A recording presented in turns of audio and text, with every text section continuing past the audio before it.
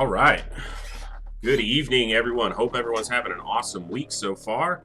We are back to continue and possibly end our, win, hopefully, our XCOM run here.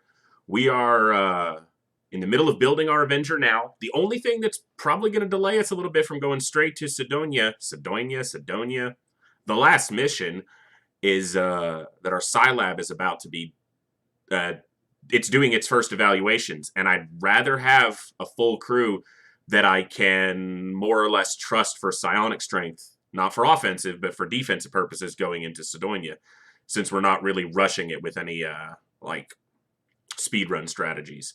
There is a base right next to our Chaos base in US that we're probably going to take down pretty quickly here into the episode, because we're pretty sure it's a Muton base. We're going to wait a few days, see if we can scan a supply ship going to it, but, alright, we shot something down right at the end of the last mission. It's a large scout, Snake Man. I wasn't sure if I was going to go to this or not, but if anyone's been watching at all, following at all, I don't like not going to ships, even if they're not going to be a valuable recovery, just because I'm weird like that. So we're probably just going to go grab this real quick. And I've actually gotten a couple power supplies, which means Illyrium, out of the last couple that we actually went to. So we'll probably go take a look at this, and it'll be quick either way, because either it'll have what we want on it, or it'll be, I mean, it's just grabbing one more soldier for this ship. Where were they? There they are. Or it'll be just a couple aliens, just a handful, and we'll knock it out pretty quick. So let's make sure that troop has armor. They do.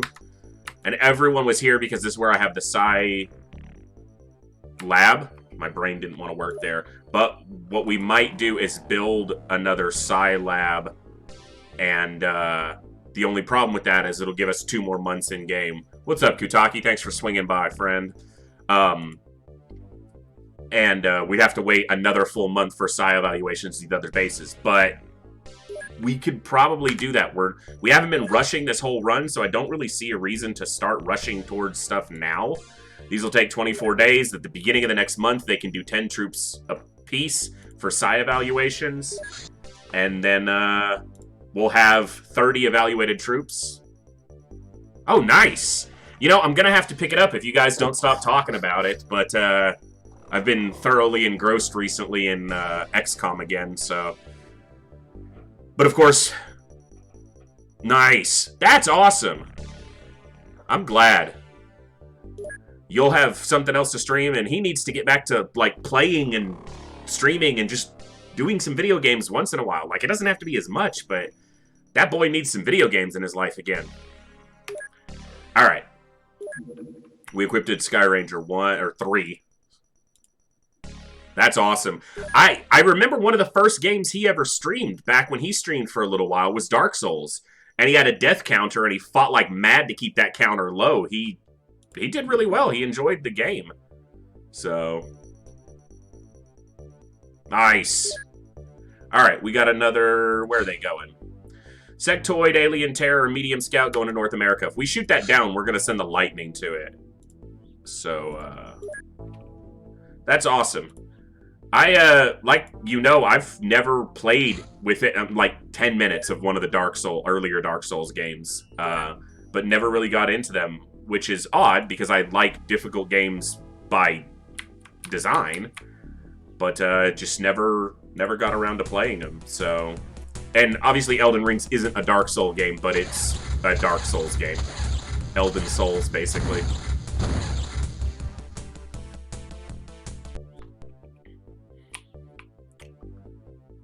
Alright, so we're gonna land here. Foxpocalypse! Thank you for that follow. Thanks for swinging by. We're just in time to land at probably a power supply-less large scout here that we shot down a little while ago. This should be a super easy mission for our main crew. But thanks for swinging by. That can make sense. You know, it's modernized, so it can have some modern differences to it that the earlier games didn't have that may make it easier or harder. Man, this has got to be one of my all-time favorites, Fox. I've been playing this game on and off for 25 years. And Yeah, never gets old. Not for me, anyway. Oof. Alright, I don't want them to destroy my hover tank, but, you know. Yeah. Shut up and stop it. Hey, man, I made a post on Reddit, and I've been trying to use my Twitter again, so I'm trying to make sure I get the word out there, because people who love Classic XCOM need to know that we're still out here playing it, and people who don't know about Classic XCOM need to be educated on the virtues of such a viciously difficult game. I didn't check that these people were holding smokes. Because as much as I love this game, 25 years later, I'm still not good at it. Alright, don't get shot when you move here, please. Cool. That guy got a smoke onto the ramp, but because it's on the upper part of the ramp, it'll actually smoke that level instead of smoking the ground level, which I need for them to disembark. I was going to say the word safely and then realized that this is, none of this is safe. So, this is just a large scout, might be a medium scout. It's most likely doesn't even have a power supply, but in a casual long play like this, I don't like leaving ships around, so we just shot down 2 little ships. We're going to scout them out. We're in the middle of building our Avenger. And we might reach the end of the game tonight. I am not rushing towards it, so if it happens, it does. And if not, no problem. False Path, thank you so much for that follow. Thanks for stopping by. Hope you're having an awesome week so far. I'm playing XCOM, so of course it's an awesome week for me. Hope you all are having a good one as well. That's awesome, man, and thank you guys so much. Kutaki and I are IRL friends who have known each other for something like 12 years and have never met in person. But he's one of my closest friends. So, without a doubt.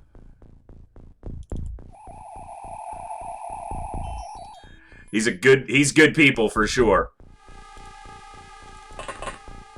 Alright, let's start shoot. Don't tell me you don't have a line of sight. Just shoot the alien. Shoot out all his cover and then blast him. No, the alien. No, the bright... Okay. I wanted you to shoot the bright orange giant reptile alien, but I could understand how you were confused. She's gonna say she doesn't have a line of sight. Okay, you do.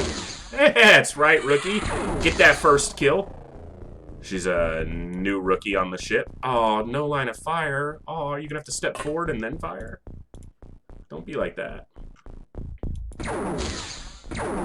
Darn it, I'm gonna have to get up in a minute because I told myself I needed to refill my water bottle before I started streaming, and that's the one thing I didn't do. Because I'm brilliant like that. Alright. This sergeant's been a good shot since we started using him. Hello. They were like, you're lying, and we're... Oh my... Okay. They got there in the end. Dude, I'm glad Weapon mentioned those water bottles, the circle bottles, to me. That thing is one of the few things that keeps me from chugging soda all day, which is one of my major vices, so... Heck yeah, man. I'll have to stop by and watch you guys keep a death counter going for you. Alright. So, slow disbursement here, just because there's probably not that many more aliens. We did shoot down the ship, so it's likely that between 2 and 4 of them died in the crash. And there's only... Well, if it's a large scout, there could be up to 15. So, there could still be quite a few of them around here. Anything over here? I'm not going to consider that cleared yet, but... Yeah, it was a large scout. Oh, I can't get close enough to see if the power supply's intact. It looks like it is not, because the walls are destroyed. So no power supply. But that's okay. I just figure... I don't know. I guess I kind of lure it out in my mind that XCOM wouldn't just ignore the small ships just because they've gotten too powerful to care about them. They still need to deal with the alien threat, so they'd be going after everything. So that's how I play it when I do this. I speedran this game for a while in the past, but I enjoy it more when I just kind of play it. So when I came back and decided to turn on this stream for you lovely ladies and gentlemen again, I figured, let's slow play Classic XCOM and suffer together. But it is an enjoyable suffering, if ever there was one. Games of this simplicity but difficulty don't get made that often anymore. There are obviously difficult games. Kutaki and I are talking about Elden Ring, which is obviously in the Souls genre of difficult by nature games, but a lot of games, especially single-player games these days, are too easy for my mind. They cater to the ease that modern players expect a lot of times. So to go back to a game that kicks you in the nuts right away and says, nope, you get to lose. I probably agree with that. Kutaki and I occasionally play on P99, which is an emulated Classic EverQuest server. And Classic EverQuest is another one of those games that is difficult by just virtue of existing. So, but yeah, a lot of modern, even strategy games in the same genre, even the modern XComs to a degree.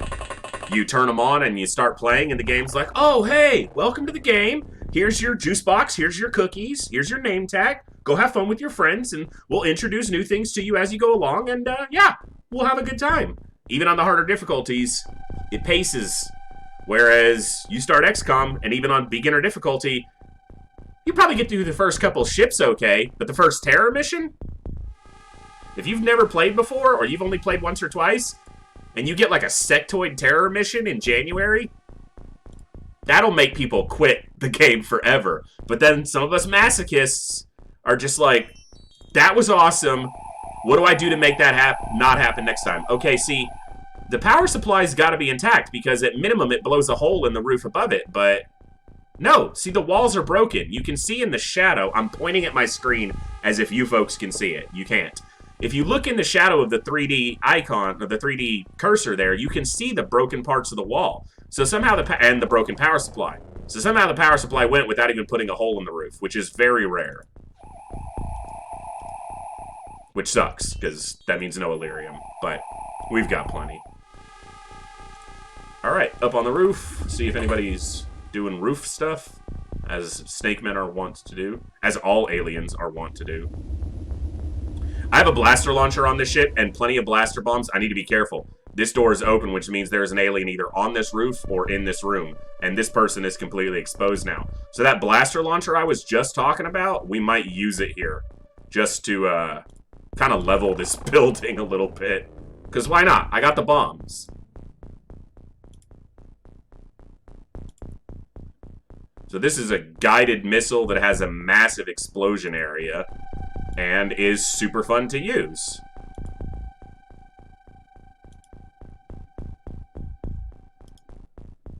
Yeah, that's the staircase. So we're just going to go right into the upper level. Yeah, see? The screaming sound. There was one up there, and we killed it. At least one. So, blaster launchers. Essentially a smart launcher. Super fun. Expensive. That's like 17 grand a bomb there, but that's hella fun. There's few things more enjoyable than when you've been struggling in a classic XCOM playthrough, and you get to the point where you have a blaster launcher, and you take that next mission and just use the thing religiously to just destroy everything. Especially if it's like a Snake Man terror mission with chrysalids. Such a good feeling. And you feel like you earned it. You feel like you struggled to that point, and now you have the right to just indiscriminately destroy property and possibly civilians. And we're just going to make a path. Because we have heavy plasmas and more ammo than we can do with them. I'm at the point of an extreme amount of surplus when it comes to heavy plasmas and clips. We are definitely in the very end stages of endgame right now. As you can see, most of the crew's in flying suits, power suits, hover tanks, heavy plasmas. So, we're wrapping it up. We might make the final mission tonight. I'm not rushing toward it. I want to get my troops at least... Let's see, the Avenger holds, what? 3 tanks and 16 troops, something like that. So... we want to get at least 20 troops psi evaluated so that hopefully we wind up with at least a dozen with good psi strength for the final mission. That's my goal anyway, so that's kind of the one time gating mechanism that we're operating with right now. I need to send more people towards the ship, but I'm convinced there will be an alien hiding somewhere that I don't look, which is probably why I need to look over here. Because if I don't, there'll be a snake man sitting over here just being a brat. Hey, what's up, man? How are you doing? Feeling tonight, Mayhem? Now that we're finally done with work. I've never played Dark Souls.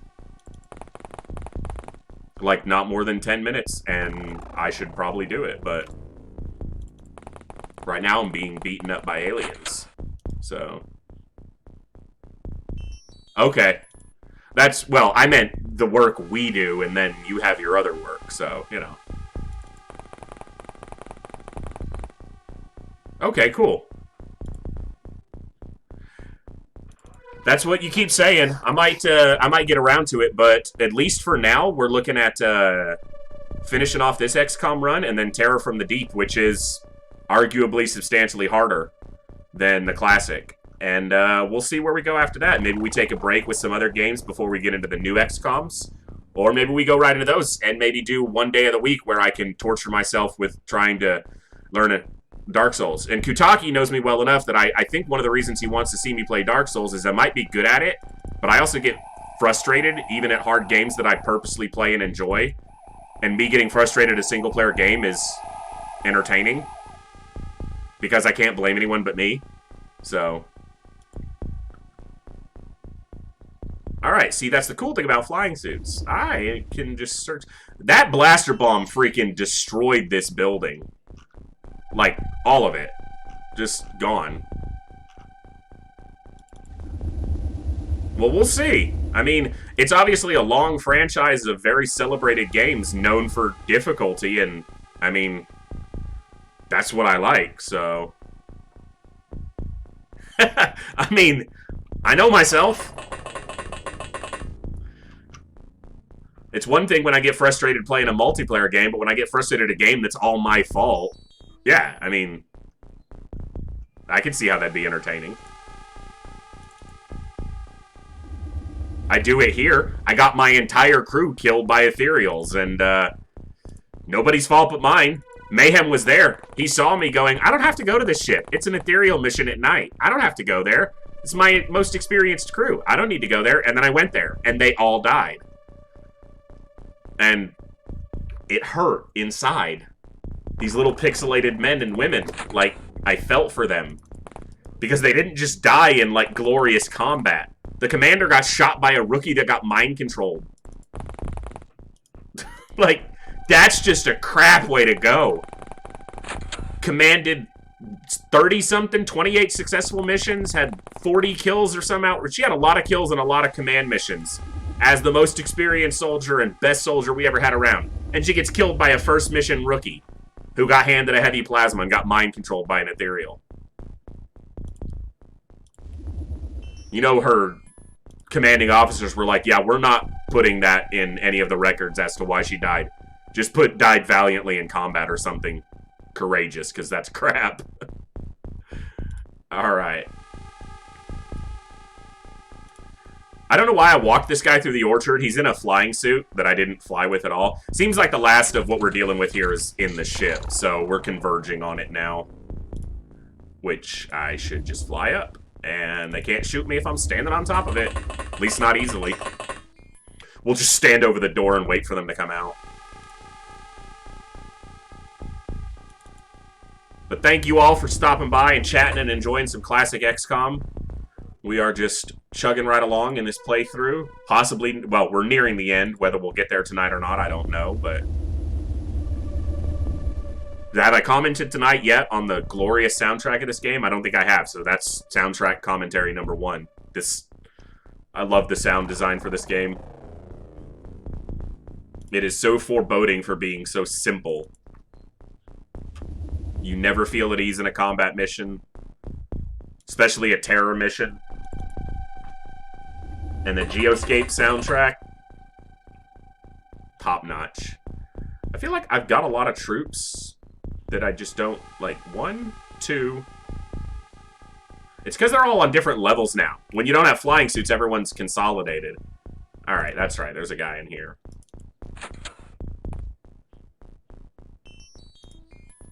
And go over the fence. I just realized I also shot out that wall over here when the guy was in a flying suit and could have just gone up and over. Alright, Mayhem. Well, Even if you're not here for it live, it'll be in the VOD for sure if we finish tonight. But we'll see. We've got a little bit of ways to go. So, all right. Taking it slow. I don't want to lose any troops for a mission where I'm not even going to get any Illyrium. You know, I'll get some heavy plasmas here, but I've got so many of those, I'm starting to sell them. You know that's got to be trippy for the aliens, too, standing inside their ship and hearing us walk across the roof like it's a horror movie and we're the monsters.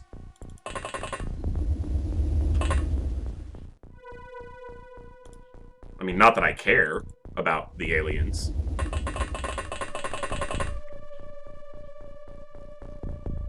Alright, we got 5 people in a tank over here. Should be enough, because there's probably only 1 or 2 aliens inside. If that. Interior door opening and closing, because nobody came out. So, let's go take a quick gander inside. 2! 2 aliens. Ha ha ha. Alright, don't die, huh? I don't want to lose anyone for this mission. Seriously, bro? Okay. He didn't want to kill an alien? Maybe he's got something... Maybe he's having a bad day. I don't know. How about you? You want to kill an alien? Alright. I feel like these are the last 2, so... And I heard doors opening and closing, so they had some definite movement over the intern, so... Return fire's not as likely. Ooh. Beefy Snake Man. I'm not going to move anyone else up for that shot because they're not going to have a lot of time units, so we'll give it another turn. Now we're really risking being counterfired because it's likely that guy didn't use many time units. Yeah, all he did was move towards the door. And when we step in, he's probably going to shoot at us. Ooh, okay. Maybe he's just running around using those time units. Or because he's standing in smoke, he's low on energy. Last one. Cool. So, relatively quick. 6 aliens bagged. We've got a medium scout over here that was sectoids, but we're going to wait till daylight rolls around, and then we'll send the lightning, which is right here. This base is our next big mission. Pretty sure it's a Muton base. Not 100% sure, but we're pretty sure, based on the other ship activity. Although we did just see a sectoid, but they were on an alien terror mission. But I want to know what this is, because if this is sectoids, it's not as bad. You have one mind-controlling issue. If it's ethereals, no. I'll just leave it. We should just nuke it at that point. I'm sorry about, you know, Louisiana, where it looks like it is, but... We'll go take care of this ship, and then we'll try to determine... We're waiting to see a supply ship. There's a hyperwave decoder at this base, so we should see any supply ship that comes towards it. And a supply ship that lands at an alien base is always the same species as the base itself, so we'd know what was there. Alright, equipment. They're all equipped with electro flares, plasma rifles. They got a blaster launcher. Cool. And they're not all in armor. Okay, we got some personal armor. That's right, this armor needs to be distributed to the other bases for base crew. And yes, we're using an Illyrium-fueled ship to go get a probably Illyrium-less recovery, but no one said I was smart or good at the game. I just enjoy it. And those ships are super fast. Everyone should be equipped with a plasma rifle and a smoke grenade. That's pretty much all we need for this. Only issue here, obviously, is no tank. So opening that door can potentially be very difficult if there's an alien right there. You won't get shot right away, but if you try to move, you have a very good chance of getting shot. So blaster launcher can stay right there. We will use that if we feel like it will be either highly useful or efficient or entertaining. Now, this used to be a secondary crew, but because the primary crew all died, everyone on this crew is the highest ranking people we have now. I can click people correctly. I misclicked that guy. We have, what, like 4 captains and 2 colonels and a commander on this ship? I think the commander's wounded right now, actually. So we got 2 colonels and 3 captains or something. Yeah. It's an experienced crew. Alright, so we smoke, we disembark, and we blast aliens. We know this is sectoids, but they're just soldiers and navigators. It looks like the ship's right next to us. Yeah. And we know there's not many of them alive, because no power supply, and we can see corpses. Which means the roof is, yeah, mostly destroyed. Okay. And we're on the edge of the map, too. To the north of us, so...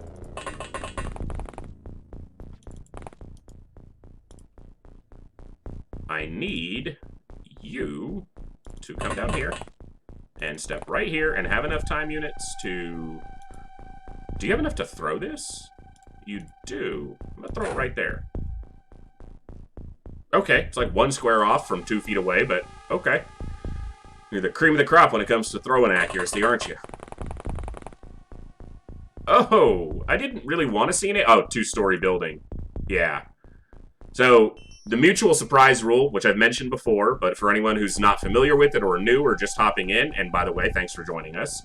Mutual surprise rule. When a soldier reveals an alien, neither of them shoots at each other. But the next action this soldier takes, if the alien can see him, and because he's only like 3 tiles into the smoke, that alien can see him, the next action he takes, if it's not to kill the alien, can provoke a counterattack, a counterfire, reaction fire. And at the beginning stages of a mission, the aliens have all their time units. Now, this is turn 2, but it's likely that alien didn't move and is just standing there. So instead of firing with this guy, we'll use somebody else who the alien can't see, and if they kill the alien, great. Now, if this guy fired his gun and killed the alien, he'd be fine, but everyone knows when you need the shot to land, it won't, so... The alien. Oh, I clicked off the alien. Because now I'm bad. Now, as if I wasn't before. Step off the ramp. These guys are the most experienced crew. I should just be using snapshots. That's the whole reason I gave them plasma rifles. Because snapshot accuracy is really good, and sectoids can't survive. Most sectoids won't survive a plasma rifle hit, so... And I needed to use the plasma rifle. I didn't need to. I wanted to use the plasma rifles up instead of just selling them, so I put them on these guys. Alright, so there's 2 dead in the ship minimum. We're getting reaction fire. There's an alien over here that we apparently can't see now. There he is. Okay, so same thing.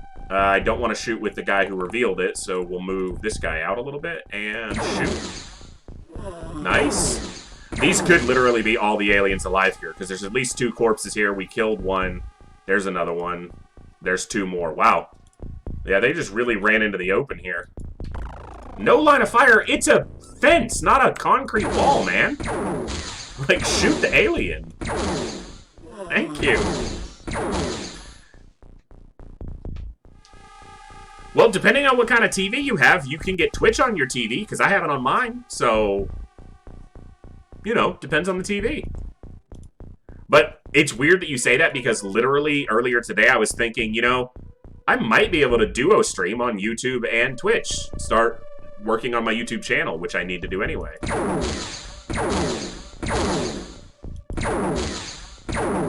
Well, I know I got one on my TV, so I guess, you know, it's dependent on the TV. It may not be available, but... Yeah, I have Twitch on my TV, which is one of the reasons I don't sleep well, because I'm like, oh, I'll turn on Twitch. Well, depending on how, you know, this whole little experiment with streaming goes, which I intend to continue, might be something I look into in the future. I wouldn't be opposed to it, so... We're going to use another smoke over here just to cover our butts. Now, I'm not going to move out much more because I feel like the aliens are going to do most of the work of coming to me. And I say that and nobody moves, so... That's about right. We're going to have to search inside this ship, so... Yeah, it's definitely something we may look into in the future, especially if, you know, we start making anything out of this whole little endeavor. But for now, I'm just happy to be playing a game I love and streaming it for some awesome people. So we're at 40 followers, so we're 10 away from our goal of 50. And from that, we can apply for affiliation. And that is awesome. And it's all thanks to awesome people like you guys following. I was telling Mayhem there, I am thinking about, and I will post on my Twitter, probably in the next couple days, doing a Steam gift card giveaway when we hit that 50 followers, because we may hit it this week. And do like a $25 Steam gift card giveaway to anyone who's in the chat that day when we hit 50 followers. Or maybe the stream after, so people have time, depending on their schedules. to hang around and say hi. So I'll be posting on my Twitter, link down below if you want to follow, and that way you can always get updates for the stream and anything else we're doing. And yeah, we'll look into doing that. So, huh! Nice arm. Legrand here is a quite experienced soldier, if I remember correctly. He's been around a little while. Although he mostly got Colonel because all the other Colonels got murked. Oh, I'd like triple smoked almost the same area. Efficient use. Alright. Oh, building over here, so that's probably... Yeah, that's gonna be where they are. You're predictable, you little alien bastages. Right through the window, come on. Come on! Don't destroy the window. He's leaving the window intact so he can shoot right through it. Right through it! Oh! Don't shoot your friend. He almost shot the guy in power armor in the head. Dude! They really like shooting really close to each other. And if anyone's watched some of the previous streams, they like shooting each other too, because they do it a lot. Especially tanks. Headshot, last alien. Quick recovery, nothing fancy, no good supplies. Probably cost us more to do it, or than we got from it, but we don't let aliens craft sit around on our planet. We've got pretty good coverage everywhere but South America and the southern part of Africa, which I should probably check out because there was at one point a lot of activity, but I think we dealt with that because there was a base on Madagascar. A Snake Man base that we took out. And it's annoying to me that we can't see what race this base is, even though we have a hyperwave decoder in this base now. You'd think they'd be able to scan and see, oh, that's mutons, or snake men, or sectoids, or floaters, or whatever. Alright, so we're building these 2 additional Psi Labs. We're going to kind of push through these next couple months relatively quickly. Our research is wrapping up, research, that's where the button is, on some of the last research projects, and then we'll ditch all these scientists. Manufacturing is happening on the Avenger right now, but I can probably do this. Yeah, I have engineers available here. So what I'm going to do is check this. Do I have living space here? Base information. I do. I'm going to send some engineers over to make the manufacturer of the Sky Ranger go faster. I can talk. My brain just wasn't loading at the moment. I only have 14 workspace available there, so we'll transfer 14 engineers over. All right, let's roll along, see if we go to base, manufacture. Should be able to get all of them on there. Perfect. Cuts down the time a little bit, so 17 days we'll have an Avenger in this hangar. We built these other hangars. This one's occupied. This one is not. We could put another ship here, but I could put another Firestorm here. I mean, I've probably got the stuff to do it. This base doesn't manufacture, so we just ship this Firestorm over and then build another one at the primary base. But they're building an Avenger right now. We could shuffle an Interceptor over there and build it here. But this has the Lightning, which kind of serves the purpose of Intercept craft as well as Recovery craft, which is the whole point of it. Fusion Defense. So yeah, we're just down to the last few things. Martian Solution right there. But we're going to knock out some of these other research projects because we know we got some time to go anyway. Now, Fusion Ball launchers are the best weapons in the game for your craft, but Fusion Balls cost Elerium, and though I've got a decent amount, I don't like throwing it away. Small Muton Alien Retaliation. See, I keep seeing Muton ships over here, which is what makes me think that that's a Muton, or Muton, whatever you want to call them, a Muton base, because most of the ships over here have been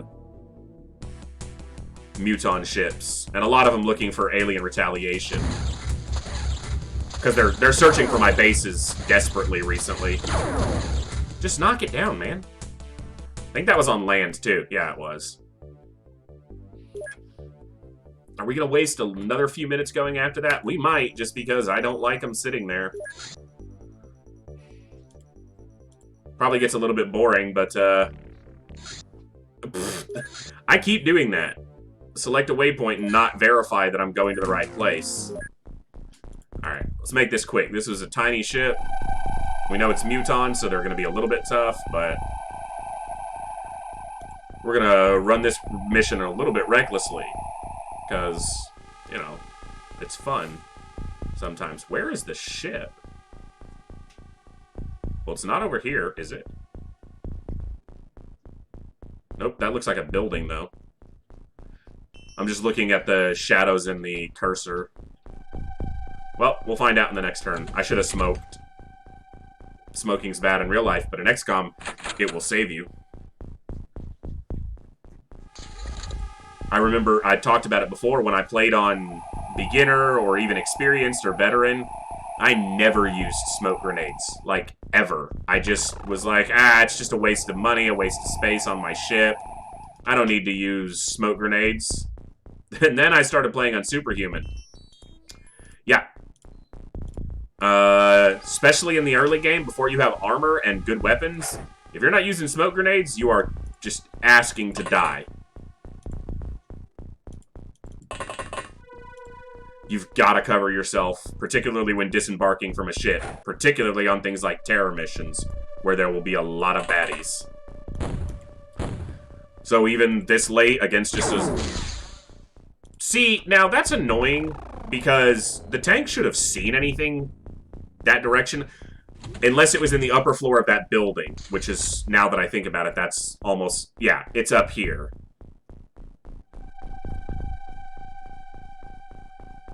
Do you see it at least? Okay, it's not up there. It's there, though. Do we use another blaster bomb just for the hell of it? I mean, a Muton can survive a blaster bomb shot, so wouldn't even necessarily kill it. Let's just shoot the building down. Halcad, thank you for that follow, my friend. Thanks for stopping by. Hope you're having an awesome day. Thanks for joining us for some XCOM. Muton dead. That's what I like to see. Alright, Squatty, second mission. First one was a success. Let's see if you die. Okay, it was a large scout. Walls intact, potentially? Do we have a power source? Why am I so far off the middle of this? I love XCOM. I'm glad you could stop by to enjoy some with us. We are in the pretty far late game of this Superhuman Ironman playthrough. Hey, there's a bad guy. Let's not shoot right at him. Mutual surprise rule and all. That's what I'm talking about, man. We're moving right along towards it. And loving every step of the way. Blast him! Fontaine here. I'm pretty sure it has like a 72 plus firing accuracy. 75 now. Hell of a shot. And keeps getting better at it, so...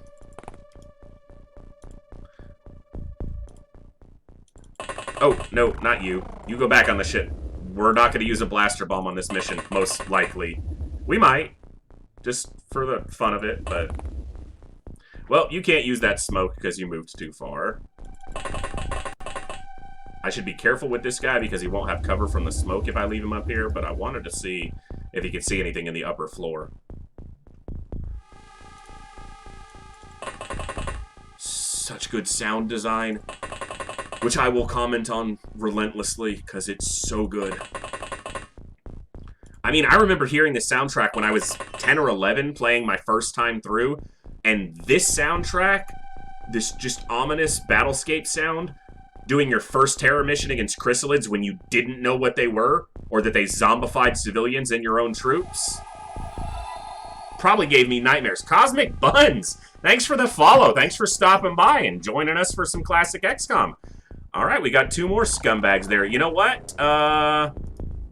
You don't have enough time units, do you? Oh my god, you have exactly enough time units. You are my favorite soldier right now. I see 2 mutons. I have blaster launcher. I think match made in heaven, right? Come on. You know what? Just slam into the ship here. Ugh. One of the few times it decides not to work. The vertical bug is mostly fixed in Open XCOM, where if you set a vertical waypoint immediately below another point, the missile should be able to continue on its path. But every once in a while you have that happen, where the smart missile just goes off and does something else. But that's okay. Oh, it's not okay, because we see another bad guy right there. Move out of the way.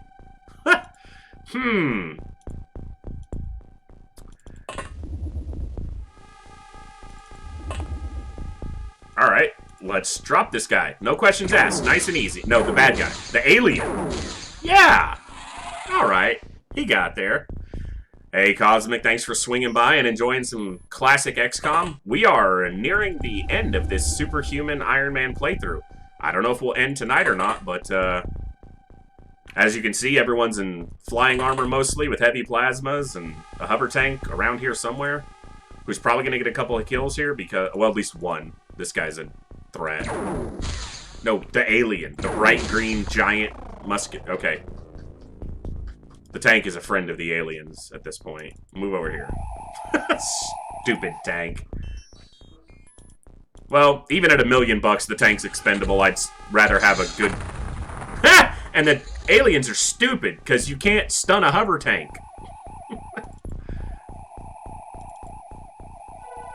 Okay, now, I'm a little annoyed about the blaster bomb not hitting last turn, so... Yeah, I mean... Do your job.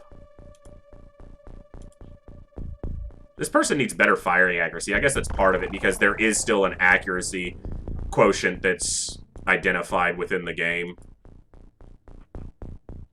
Hey man, that's right. Holy Knight, thanks for stopping by. How are you doing, my friend? That large investment in our tanks, for anyone who wasn't here, we lost about a tank a mission for our first 10 or 11 missions. It's finally paying off. I can click the right button here while I talk. I can. I know it. And now we open another door. That is why those are fun. Hey, it's not that much. Come on. They're only like 500,000 apiece, and we only lost like 20 of them. So it's only like 10 million-ish. I'll actually go through the VODs this weekend, and I'll count up how many tanks we lost, and I'll have a number for next time. Because it is, it's definitely a double-digit number. So, we're at or very near 10 million minimum investment in tanks. But, that's tanks as opposed to soldiers. Now, that's the justification I used that I would rather my soldiers stay alive. But in the early game, a tank costs 420,000. A soldier costs 40. And they're rookies, so they don't matter anyway. But, you know... The rookie's a human, and the tank is just a tank, so you're not supposed to care about it. Oh, wow! Another scumbag. That's why we use tanks. For all that beautiful scouting. Juicy, juicy scouting. Shoot this guy. Come on. Come on, Lebedev. Headshot! We might have an intact power supply. Nope, looks like the roof's blown out. Yeah. Or maybe, it doesn't matter. It doesn't matter if it's there or not. We're doing the mission, so... I should have smoked these guys to cover them a little bit better, but I'm not good at the game or intelligent, so... I guess I could still probably get a smoke over here. Hey, good shot. Alright, Ortiz, get off the ship. Pretty good soldier here. We'll have him run through and just make sure there's nobody down here. I should not just run him through.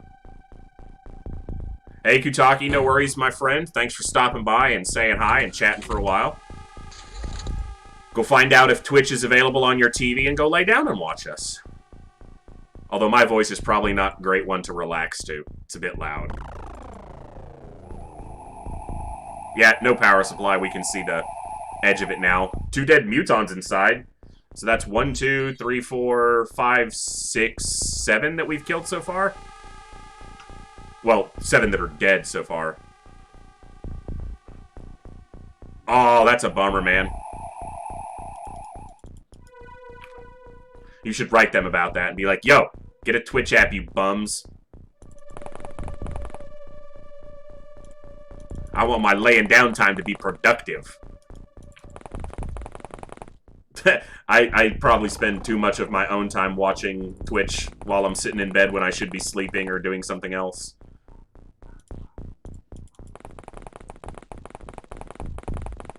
Catch you later, brother. Thanks for everybody who's stopping by and hanging out and enjoying some classic XCOM with us. We're at 42 followers tonight. That's awesome. You guys are amazing. We are getting close to our current goal of 50 for affiliate. And at 50, I will make a post on my Twitter. Links below if you want to follow. I'll make a post on my Twitter probably tomorrow or the day after. And we're going to do a Steam gift card giveaway when we hit our 50 follower goal. So we'll when we hit that goal, we'll make an announcement on Twitter. And then we will do the giveaway the following stream. That way people who want to stop by will have an opportunity to be there. We'll probably try to aim to do the giveaway on a Saturday stream if possible. That way more people have a chance to stop by, and anyone who's active in chat that day will have a chance to be entered for the $25 gift card. So we just need 8 more followers to get there, and then someone can spend that $25 to go buy XCOM if they don't already have it and enjoy a classic, supremely difficult, enjoyable strategy game that is timeless to me and many others. No, stop shooting at my tank. That's rude, bro. Alright, this might be the last guy, so as much as I like soldiers to get the kills, because they can get stats and the tank can't. Okay, I wanted you to just shoot the alien, but you just don't want to do your job. Like, I'm pretty sure that's the last guy. Oh, no, there's 2. Okay, that guy took 3 heavy plasma shots in the back, and he's not even dead. He just went unconscious. I know mutons are tough, but, like, damn. Like, they're not that tough. Alright, we're just gonna... You know what? We're gonna do something really stupid here. You haven't fired, or you have fired, so we'll use your clip instead. The really stupid part of that is that he could have shot his buddy up here. But this way we can just double check the upstairs, make sure there's nothing in here. Pretty sure it's just down to this guy. But I shouldn't be too blasé about this building potentially having something else in it. Yeah, it's just whatever's inside. And he's right on the other side of this door. Like, come on, man. Step where I can shoot you. Nakoma, thanks so much for that follow. How are you? Been a little while. Hope you're doing awesome. 43, you guys are killing it tonight. I can't thank you all enough for being here and enjoying some XCOM, and those follows are amazing. Oh my god, there's still 2 of them. Don't die, Lebedev. Lebedev. You want to shoot the alien? It's 2 feet in front of you? It's like sometimes you think these soldiers have a death wish because they just won't... Oof. Sorry to hear that. But you're going home, so that's silver lining, right? That's 2 live mutons. Alright, so we've done like 3 quick recoveries that netted us very little in the way of... Another alien retaliation. Man, they're just looking for my bases right now. Go shoot this down over water so I don't have to worry myself about going to it. I hate that. I zoom in and it's like, yeah, over here. I don't want to zoom in over there. Yeah, get it right over the Mediterranean and shoot it down. No, come on, man. That thing's looking for my base. I mean, I know it is because it's retaliation. Can you catch it over water? Bell Pepper, thank you for that follow. We're trying to get this ship over the water so we can just not have to deal with it. Cool. Now it's over water. When it falls, I don't have to go recover it because I can't. Not too bad. Thanks for stopping by. I watched one of your streams. It might have been last week. Might not have been, but I couldn't hang out for too long, mostly because I didn't have time, but also because watching someone who's as artistically capable as you makes me realize that I have no artistic talent, so that's always fun. Yeah, I know Kutaki, IRL, and I remember him mentioning it, and yeah, I got to stop by and hang out for a little while. Alright. Small alien base in Central Asia? Mutons? What? You don't get to set up bases on my planet, aliens. Oh, you couldn't catch him over the Baltic? Like... Okay, so this many ships showing up this fast could mean that they've already established an alien base. Because generally there's 5 ships that show up. We'll see if the others show up. There'll be 2 smalls, a supply ship, and 2 battleships. That's the supply ship. Hey, thanks for stopping by. And yeah, so they're setting up or have already set up an alien base. Because you'll see 2 scouts, a supply ship, which this is, and then 2 battleships. Now, the battleships will land, and so will the supply ships. So we could make a ton of profit here off letting these ships land and then going to them, which is what we're likely going to do here as kind of our final big recovery effort before the end of the game.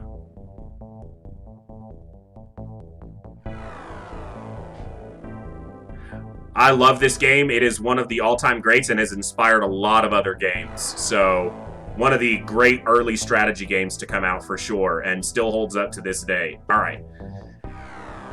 Okay, so they're definitely setting up a base. I don't care about the small ships, but the larges, I want to make sure that my boarding craft, are all equipped with everything they need to do these, because these are going to be difficult recoveries. And, of course, a lot of my troops are wounded. So now I gotta determine who's, like, not worth keeping on in lieu of some of the better troops who have recovered. Most of the people, Ortiz, kind of low on the stats there, so we can get one of the sergeants back on. Excuse me. And we've got anybody else wounded that recovered?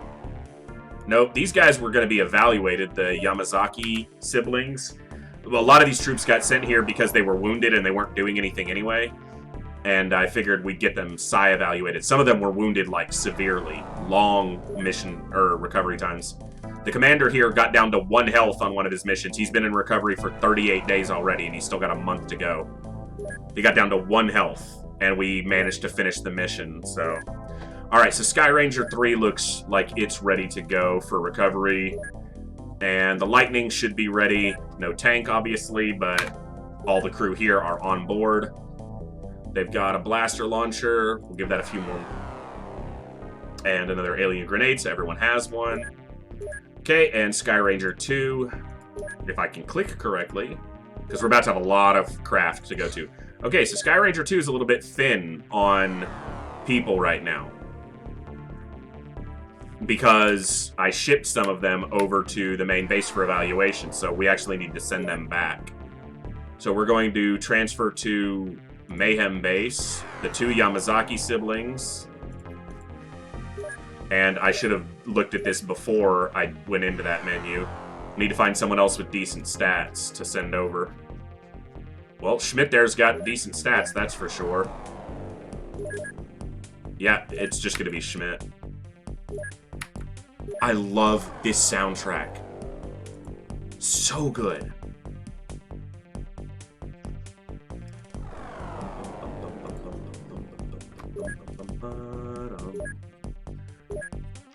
Doing a little bit of busy work here. You know what? We'll do all the selling and crap after we deal with this onslaught that's about to happen. So this ship is going to land somewhere. We just need to keep an eye on it.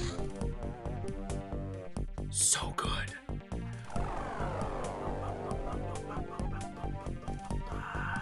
And in fact, we could send the Sky Ranger. The Sky Ranger can stay in the air a long time. So we're going to send the Sky Ranger to tail this thing until it lands. We're going to lose it here for a minute when it goes outside of radar range. Possibly. Okay, so this is a small, right? Yeah, we're just going to shoot this down over the water. We don't even care about recovering this because we won't get a power supply anyway most of the time. And then we can actually send this interceptor to tail this supply ship until it lands. This is the other small ship. We don't care about this one. But this supply ship, and there should be 2 battleships that show up as the final stage of an alien base build. Okay, go to last known UFO location. They should intercept it flying, or it'll enter. There it is. So it'll enter the new hyperwave range. We'll send the Sky Ranger. This thing will land. Supply ships, shooting them down almost always destroys the power supplies, which are the primary thing you want to recover, at least in the early part of the game, because it has Elerium in it, which is the crafting resource for all the alien technology and the fuel for your advanced craft. And if you shoot down a supply ship, all the power supplies almost always explode when it crash lands. But a supply ship almost always lands. Whatever mission it's on almost always requires it to touch down. So if you just follow it long enough, it'll sit down, and then you can recover it while it's fully intact. Okay, you can return to base so that you can fuel back up in case we need you. I'm still waiting to see 2 battleships show up. Okay, so the Sky Ranger's losing out on this supply ship, so we'll send that interceptor just to tail it. Okay, this can be shot down as well. I'd rather this go over water, just so I don't feel compelled to recover it. Okay, you can definitely be followed. That's the supply ship. I'm watching this to see if it gets over water, and then I can just shoot it down without feeling compelled to recover it. Now, that supply ship should land soon. If it doesn't, it's going to just do it to prove me wrong.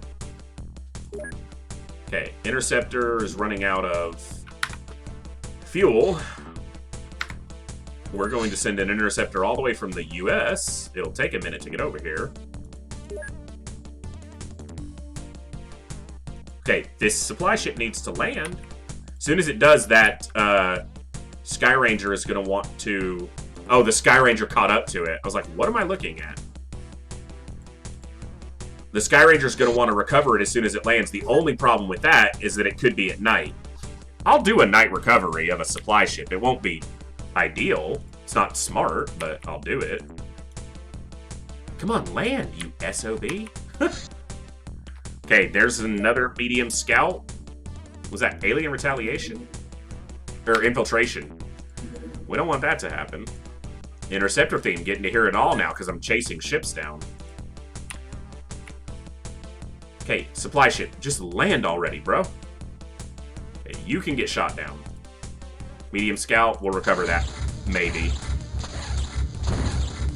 Cool, that one's taken care of. This supply ship needs to land already. Okay, now where they're landing means the base is likely...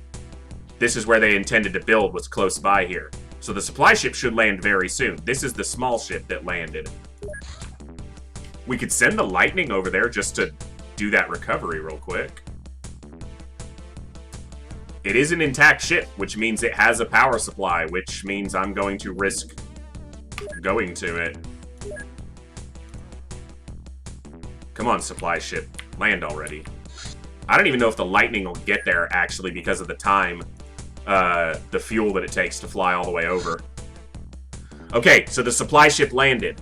So the Sky Ranger, which was pursuing it, got an immediate objective to go to this. So this is a night recovery of a fully intact Muton supply ship, which is a difficult request for sure.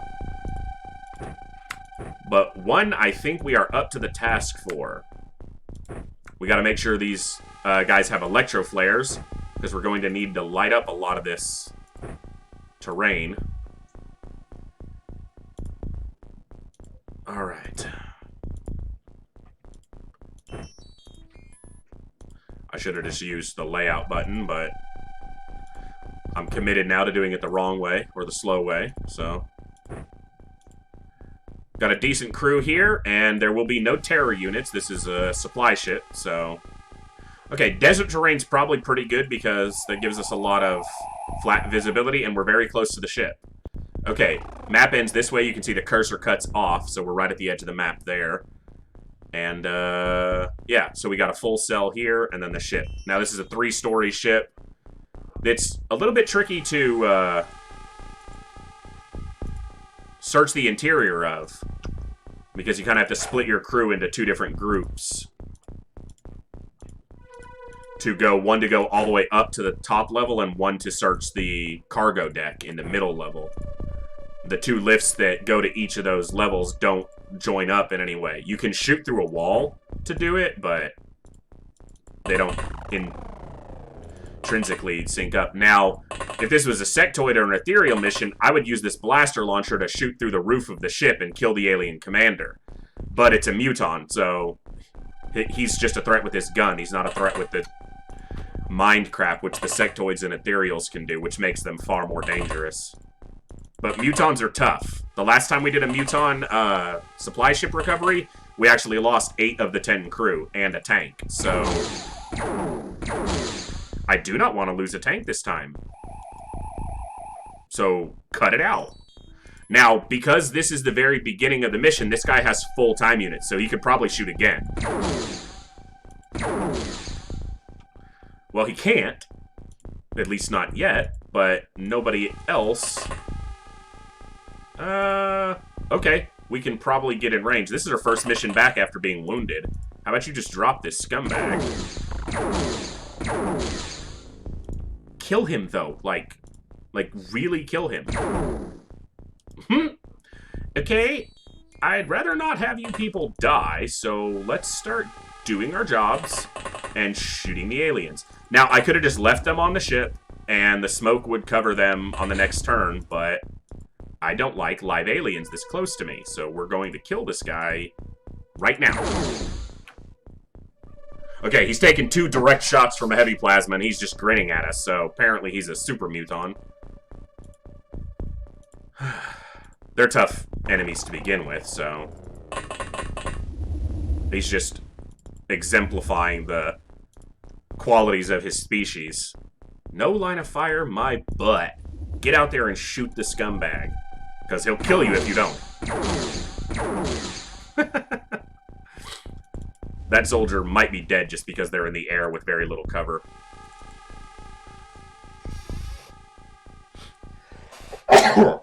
Excuse me, I don't have a mute button set up for my mic right now. I apologize, because it's on my webcam instead of on my headset like it normally is. But that one sounds better. Alright, let's see who dies for my aggressive movements on turn 1 instead of just being smart and waiting. Now, he's been shot twice. He may decide to run off. But he also might grenade these people.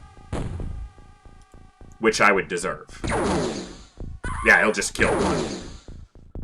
That's unfortunate. I'm pretty sure that was the soldier who just got back from being wounded, and she died on her first mission back. Like I said, mutons are not... they're no joke. And night missions are very dangerous. Hey, stop it. Dog's getting into stuff. Okay, so we got 1 dead soldier. Kind of expected. Soldiers die. That's part of XCOM. And we have another scumbag over here somewhere. Let's see if we can light him up. I don't see him, surprisingly. There he is. He's way out there.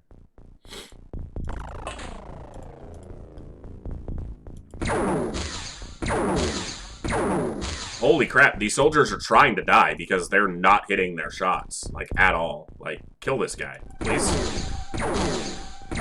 That guy has taken 4 heavy plasma shots. Now, I know the damage is randomized, but thank you, Super Muton. Jeebus.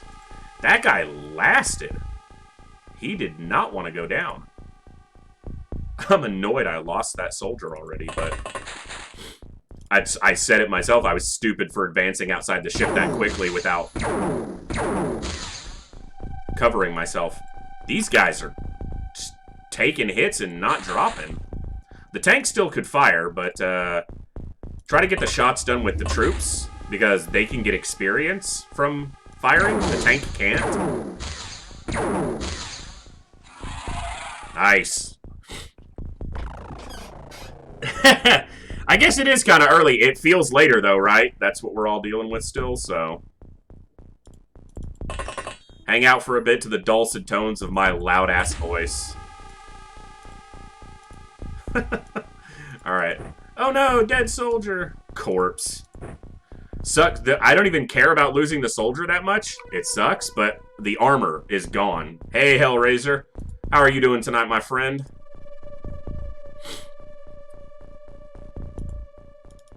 I watched one of your streams recently, within the last couple days, while I was at work. I kind of lurked in the background while you were streaming some XCOM, but you're playing one of the modded versions, I believe. Not that there's a problem with that, I just, yeah, I got to lurk a little bit while I was working. So, always a good time. Alright. I should actually be careful, because... okay, yeah, there's nothing. I was like, I don't know what's going to be over here. Oh, man, that's no fun. I'm sorry to hear that. Sick is never enjoyable.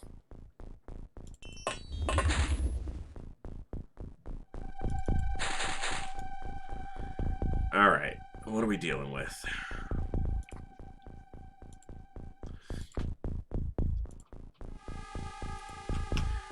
Well, we're down a soldier by our own foolish aggressiveness.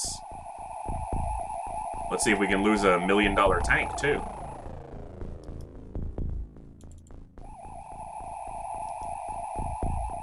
Hey! A scumbag. And nobody's gonna have a line of sight to that guy because of the hill. But he can surely see the tank. Oh, man. That sucks. I got COVID right before the Omicron or whatever variant was, like, publicly identified. But that was miserable. So I am sorry to hear that you are sick with that, my friend. But, yeah. I still have some smell and taste issues from that, and it was before Thanksgiving. So, c'est la vie, I guess. It's the world we live in right now. Yep. I'll tell you, that was really the worst part. Like, the fever, the physical symptoms, that was rough, but not being able to taste or smell. I didn't eat anything for days at first because it was so weird to try to eat something, but it did come back pretty quickly after I recovered. I guess a lot of that has to do with your age and health before you got sick. But I still deal with a couple weird things even this far on. But for the most part, it came back pretty quickly. So, you know, fingers crossed that yours will recover relatively quick, my friend. That was definitely the hardest thing to deal with. Like, psychologically, just not being able to taste anything was... I was very weak-willed in that department, for sure. I'm surprised that thing's not shooting at my tank yet.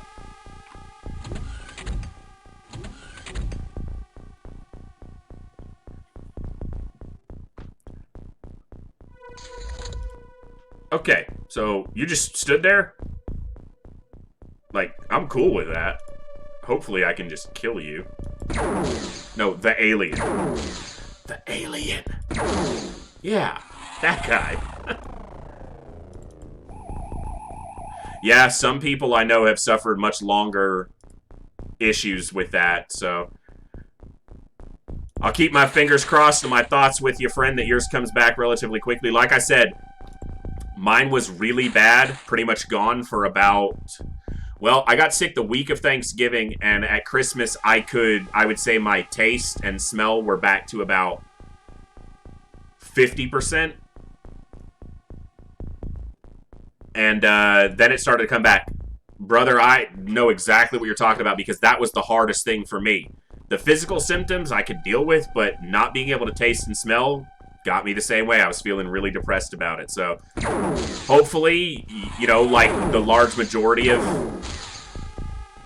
I agree completely, man. I didn't taste cheese. I'm a cheese fanatic, and I didn't taste the flavor of cheese for like a month, and it drove me almost insane. But I got a good feeling, brother. Yours will come back pretty strong for a lot of people, and mine came back pretty quickly. And I would say at this point it's almost entirely... There's just a couple things, like the smell of gasoline is a little bit different, and that may just be because my brain perceives it differently now. And it's not like it's a smell I, you know, crave after, but it's one I remember, you know. I think that was probably the weirdest part about it. It wasn't even that I couldn't smell anything, it's that I couldn't remember what things smelled like, because the smell isn't a memory. It's a scent memory, but... Yeah, the only thing I could drink during all of it was Gatorade, red Gatorade, because it had a slightly sour, not even flavor, but like a slightly sour tinge on the sour receptors on my tongue. So it was like a sensation. It was the only sensation I could get out of something I was drinking. So I chugged red Gatorade for like 2 weeks. It was the only thing I could get down. But... I recovered for the most part. I know my brother and his wife both had COVID and had smell and taste issues, and they both recovered without any big issues. So, fingers crossed, and my hopes will be with you that yours will come back without too many issues pretty quickly. So,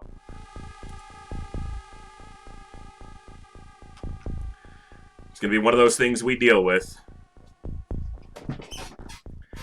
One of the first flavors that'll likely come back, though, will be citrus. That's what I've heard from a lot of people, and I definitely got the taste of citrus fruit back pretty quickly. Stop shooting at my $1 million tank! And then really spicy stuff. I don't even like spicy food, but I ate a lot of spicy stuff for the first month afterwards because I could get something from it. So you just gotta find those few things you can still taste and grab onto that so it's flavor, so your brain is not getting nothing. And that, I think that helps, not just with the recovery, but it helps your mental state. It helps you, you know, remember that you can taste things, and helps with the, I mean, literally the depression that comes from it, because I couldn't eat for like 9 days because every time I'd put something in my mouth and there's no flavor, your brain thinks there's something wrong with it because there's no flavor. So it's like, get that out of your mouth. There's something wrong with it. So it's hard to stomach anything.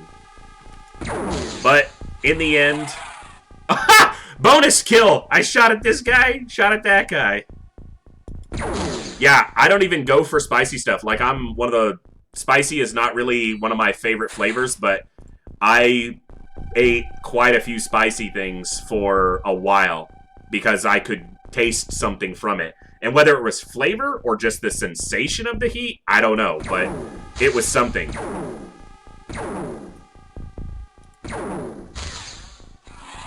As spicy as this guy's accuracy, it was there a little bit. It was there when it counted, but it wasn't there consistently. Who talked me into doing a Muton supply ship recovery at night? Who's the genius that thought that was a good idea? Oh, it was me. That's right. I'm so stupid. But I do remember that when I started to get my sense of taste back, it seemed to happen pretty rapidly. Like, there was a day when I don't remember being able to taste much of anything, and then the next day, every day I would, like, try something and just see if I could get something out of it. And one day I tasted... It was probably like eggs or something for breakfast. Something with a relatively neutral flavor anyway. And I was just like, oh my god, I can taste that. And I probably binge ate for a couple hours because I was like, oh my god, I can taste again. It's a weird experience. It's a much more psychological experience than I thought it would be. So, anyway, let's see about killing some scumbags. I still got blaster launcher over here, right? Yeah. I'm just going to move them up just because they're not doing me any good standing in the back, which means they'll die. Yeah, there'll definitely be something over here in the corner.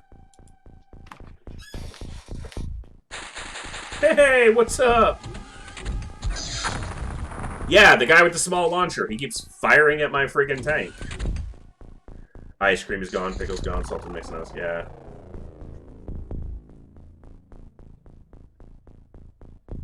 It is, man. It's all a mind thing. And, like, the way I got through it personally, like I said, was I found a couple things I could get a little bit of flavor from, and that's what I lived off of until I started getting it back. And then I started to get it back, and, for me, it was pretty rapid afterwards. I'm not terribly old. I'm relatively young, and in relatively good health beforehand. So, for me... Once it started to come back, it came back pretty rapidly. There was about a month where I couldn't taste much of anything. I ate a lot of spicy stuff and a lot of citrus fruit because I could get something from that, and red Gatorade by the gallon.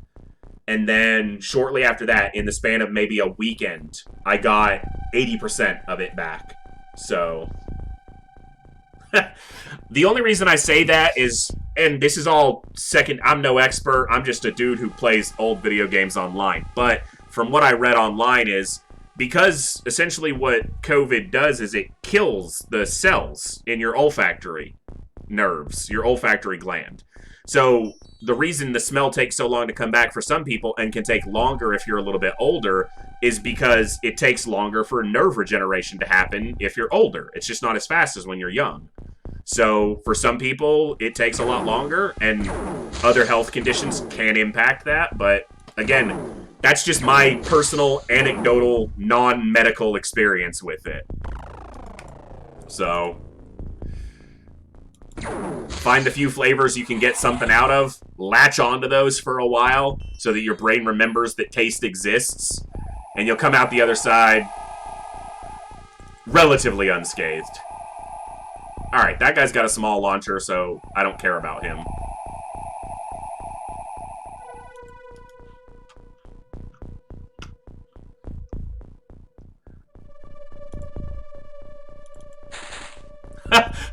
That's the one thing I didn't try. I tried vinegar a couple times just because I cook with vinegar products a lot.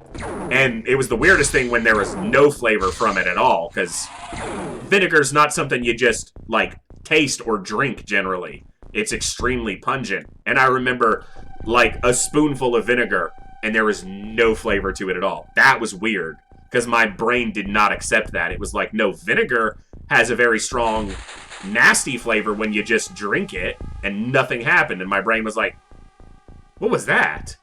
So, but me and alcohol don't mix, so I'm not a mixed drink. Alcohol doesn't form well with me, so I avoided that personally, but that's definitely going to be a pungent thing, so yeah. Cooking is, shoot the alien. I know he's on the other side of a ship. Yeah, this water's a little bit... This is spicy water.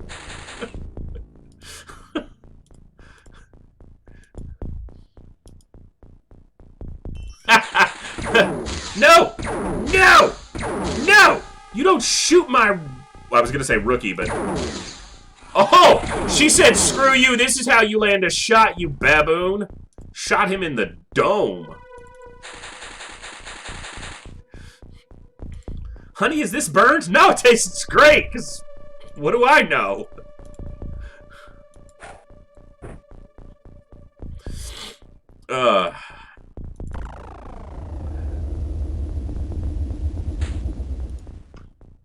Alright, so we killed small launcher guy. I think we've dealt with most of, if not all of, what's on the exterior.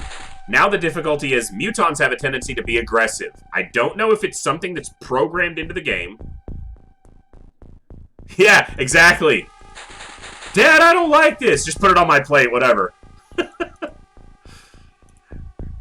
So I don't know if this is something that's coded into the game as an actual mechanic to behavioral differences in the aliens, or if it's something my brain created because the game and its information and lore will tell you that mutons are highly aggressive. But more than any other species, when I go up against mutons, they tend to exit the ship and fire at my guys.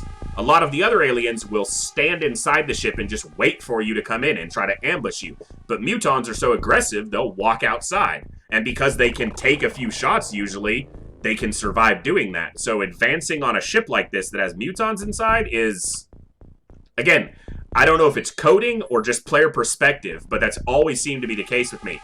I did a muton recovery mission in the last session where they killed 8 of the 10 troops on the ship, and almost all of those deaths happened as we were entering the ship. So, guess we'll find out. Because there's nothing else for it, I gotta go inside. Alright, end turn. Let's see if they walk out and kill us. Because if they walked out that door and threw a grenade, they could kill like 4 people. Well, they could kill 1 and wound 3. Power armor is good against grenades, at least, so... I do need to make sure there's nothing in these corners, just to be sure. Yeah, exactly. So... And obviously, the activities you take give them sight of you. You know, you shoot at one, they can see you until the end of the turn, even if you walk out of view. But they won't pursue you out of line of sight, generally. Because, the coding is basic. It's 1995, so...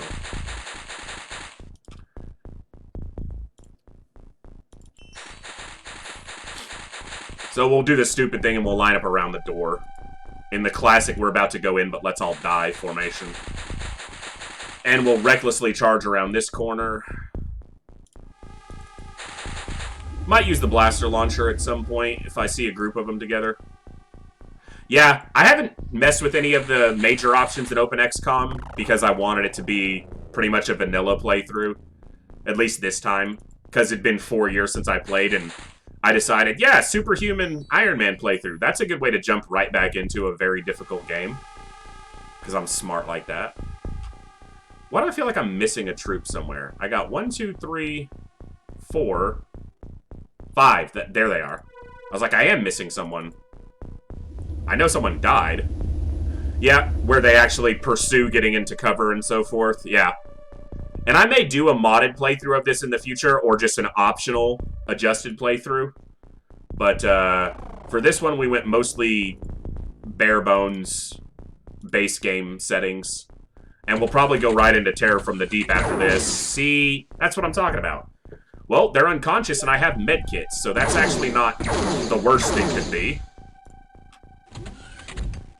I remember to actually put medkits on some of these people, so... Do you have a... Everyone still got a smoke in their hand? I'm gonna say so... Oh, of course you don't have a medkit, you bastard. That's fine.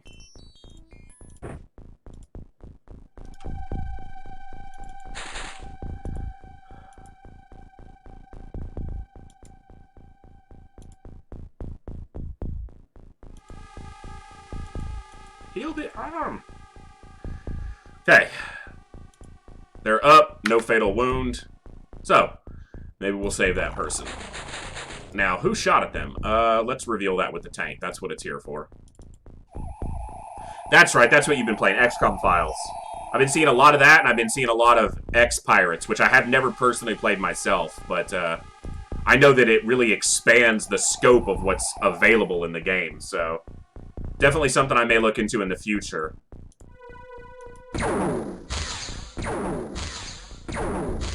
Yeah, that's what I've kind of noticed in watching some streamers play it, is it's eclectic, let's put it that way. It seems very eclectic. I should not move into this ship with so few time units, but no one said I was good. Yeah. That makes sense. The only game in the XCOM, actual XCOM family that I've never enjoyed that much is Apocalypse. And I think it's just for the time when it came out. If I figured if I was going to play XCOM, I was just going to play the classic or Terror from the Deep instead of Apocalypse. It was just too big of a shift for me, which is odd because I do enjoy the modern XCOMs as a modern take, but obviously there's a major difference too, because the classic XCOMs, your soldiers are a resource. Yeah, they have names, yeah, they have good stats sometimes, but they're just a resource that you utilize to achieve the goal. Whereas if you're playing the modern XCOMs, the soldiers are the heart of what you're doing. They have names, they have RPG-like skill progression, they have nicknames, and they're integral to what you're doing. So it kind of shifted it from tactical strategy to tactical RPG, almost, for the modern XCOMs. But I like them a lot, and I will definitely play those at some point. So, XCOM Files being a prequel makes sense, because obviously the technology is, like, more real-world technology, and, you know, like the precursors to alien invasion. Definitely something I'll look into in the future, because it's one of my all-time favorites, so any chance or excuse to play more of it is something I will almost always actively pursue. Okay, so we got blaster launcher out there, tank out here, and 4 guys per side. Hopefully the guy doesn't die. Well, see, the fact that they're berserking, at least the navigator is, that makes sense, too. The mods make it so that, yeah, you focus more on the soldiers and keeping them as a little more important, so. Alright, don't walk around the corner and die. Just spot the... Okay. There's gonna be at least one in the reactor room, as I refer to it, the power supply room. Almost always an engineer down there, so... Alright, it'd be cool if we could get through the rest of this mission without losing another soldier, and having voiced that out loud, the far ahead of its time XCOM software has now heard me speak those words, and will now punish me for them. Renek, thank you so much for that follow. That is awesome. You guys are killing it tonight. You guys are too damn good to me. Thanks for stopping by, and thanks for that follow. 45, man. We are super close. For anyone who's hanging out in chat, I will be making a post on my Twitter. Links down below if you want to follow.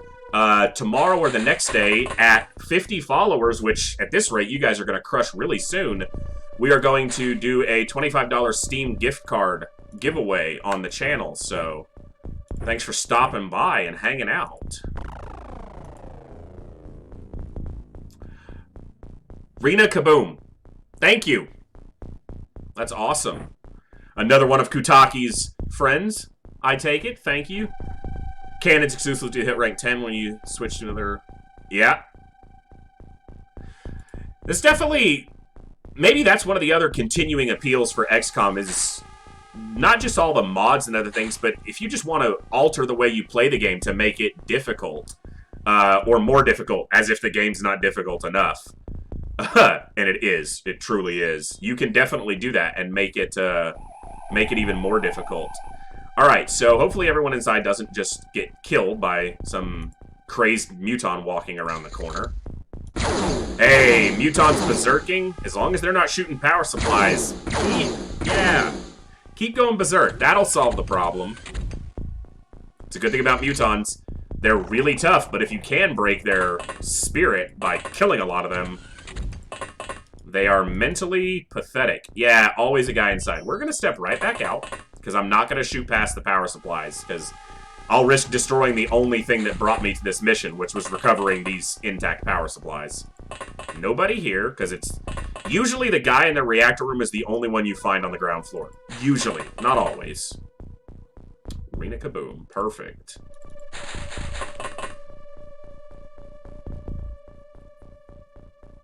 That makes sense, yeah. One of the hardest ways I've ever played the classic XCOM is what's called the Human Innovation run, where you don't use anything that's alien technology except for what is required to win the game, which is essentially just the Avenger. You don't have to make anything else to win the game. So the only weapons you can use are either the starting equipment or laser weapons, which you can immediately research. Anything past the initial research options, you're not allowed to do. So it's difficult, especially on like Superhuman. But laser weapons are strong, and you can get there. Avalanches on your interceptors. You can't shoot down a battleship unless you want to throw 10 interceptors at it. You build a lot of hangars. And of course, an even harder run is using no research technology, just using what you can buy from the shop. But that almost feels like you're already making it artificially difficult by limiting any of your equipment, but that feels like you're just pushing it too far for no reason at that point. But to each their own. But I might try like the Human Innovation run again in the future, so. Alright, we'll just make sure this guy, yeah, no wounds, his health stabilized. I wasn't doing anything else with this soldier this turn anyway, so. Alright, we'll see what this guy does. I'm going to go fill up my water after this mission because I'm getting thirsty. Okay, so now we got to walk around this corner and kill this guy before he shoots somebody. Yeah, I know. Walk right up to him and blast him.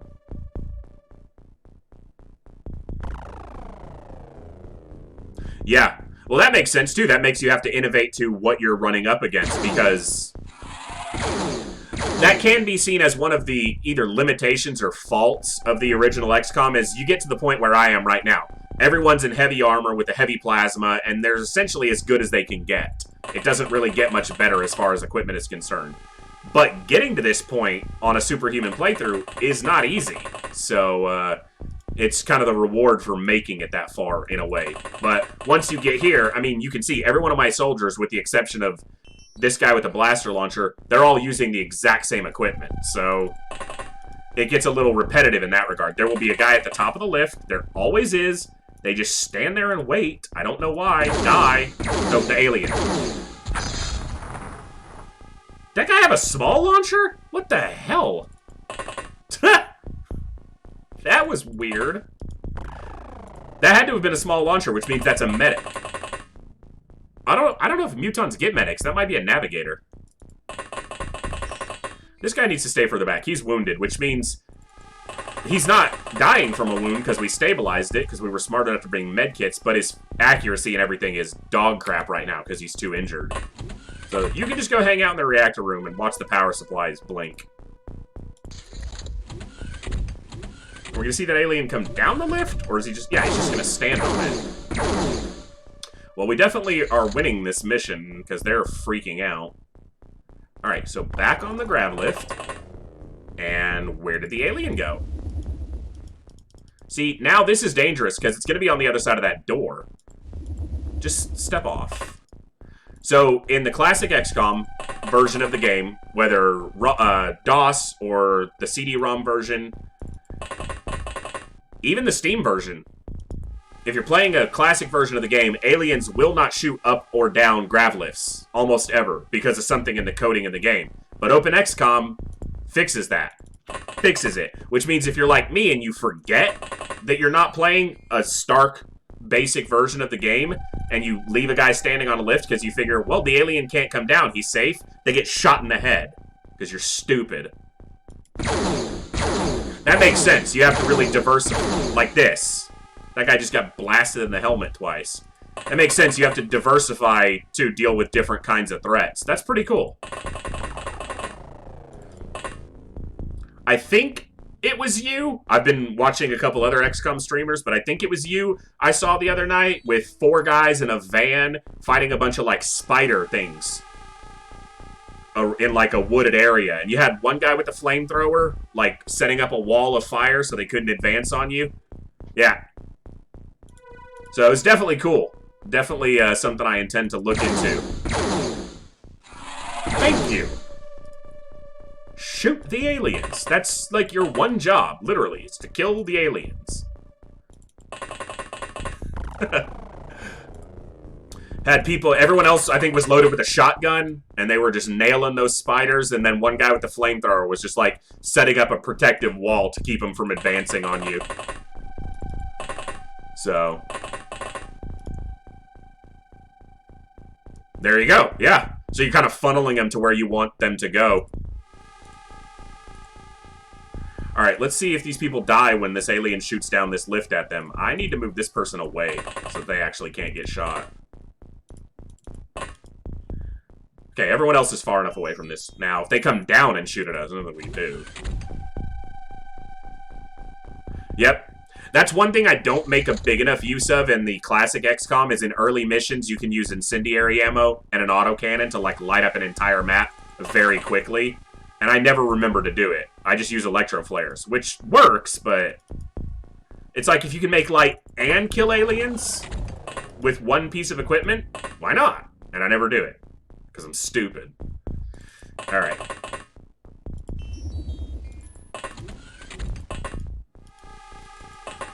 I should be more careful, but... I love the color scheme and look of these ships. As simple as it is, there's something about it, and it's probably a lot of nostalgic reminiscence from my brain, which makes me enjoy it, but there's just something about the way these ships look. It definitely colored my view. Oh, he panicked and dropped his small launcher. What do you see? Oh, I was like, how does he sit at the far end of the hallway? I will definitely have to remember that flamethrowers are a good thing, should I ever pursue playing it. Alright. Now, you gonna shoot this guy? Looks like he doesn't have a weapon. Okay, yeah, just the wall. The very dangerous wall. That's what you're gonna shoot. That wall had it coming. It's all the wall's fault. Now, these people, this soldier could get killed very easily if someone walks through and opens this door and shoots them, so. Vampire Lords. That just sounds not okay. That doesn't sound like it sounds awesome, and also no at the same time. Like, I want to encounter that, and I simultaneously do not want to counter that, or encounter that. That's...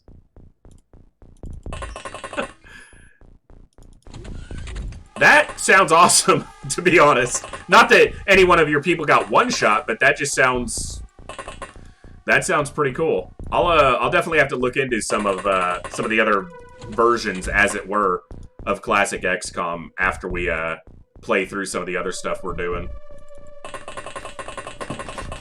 I should not have run over here like this. Alright, well, we're doing okay. Oh, I left a troop behind. Get up here. Shooter. Because we need you to be a shooter. And shoot the aliens. Alright. Never anyone back there. I mean, I can say that I personally would likely... How does this person, okay, game, how does this person walk through this door and past this giant green alien, purple alien in green skin-tight armor, and not see them? Like, I know they're wearing a helmet, but their peripheral can't be that bad. I mean, he doesn't have a weapon, so it doesn't matter, but it's like, come on. Like, seriously? Holy freaking point blank, 3 shots to the torso with a heavy plasma, and he's just like, I'm good. God, those things are tough. You were just talking about high armor and, yeah. I know that's a tough shot, but yes! Thread the needle. Oh God, you had to reveal another one. Found the leader.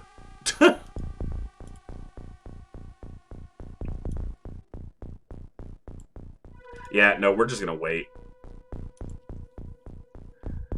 Alright. I don't want to lose any more people. Pretty sure that's the navigator, actually, in the command room. The one panicking. I'm pretty sure that was the one we saw right there. Because that's where all that panicking came from early. Hello, you definitely didn't panic. Well, you might have. They have a 50% chance to drop their weapon if they panic, so...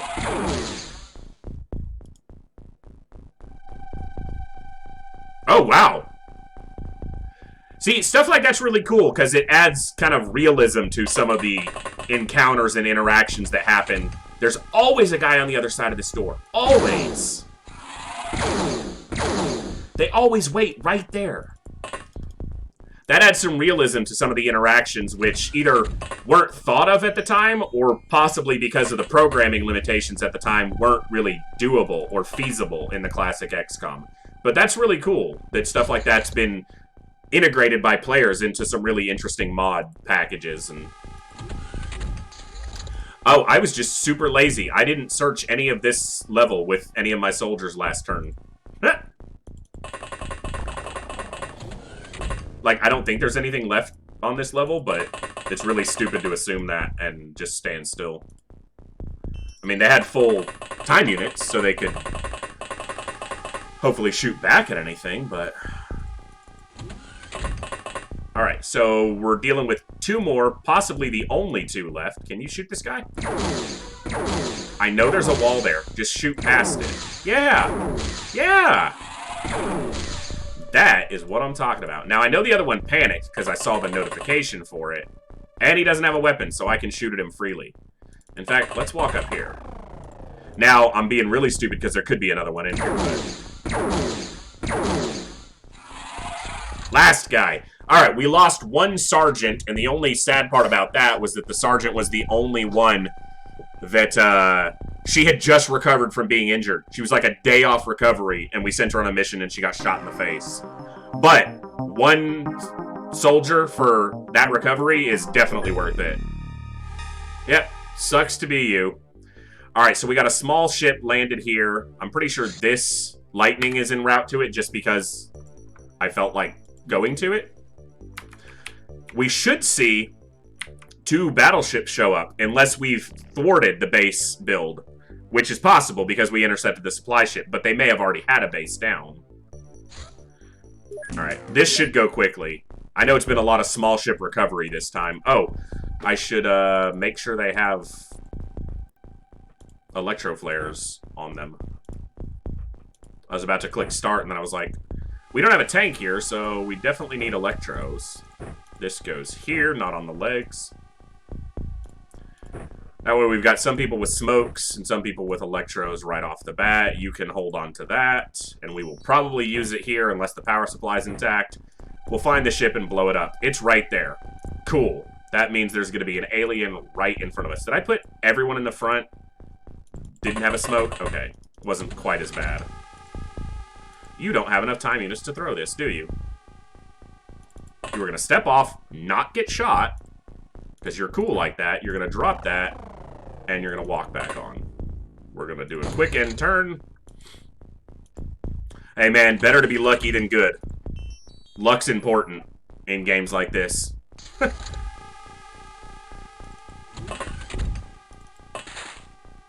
Are we intact? Ooh.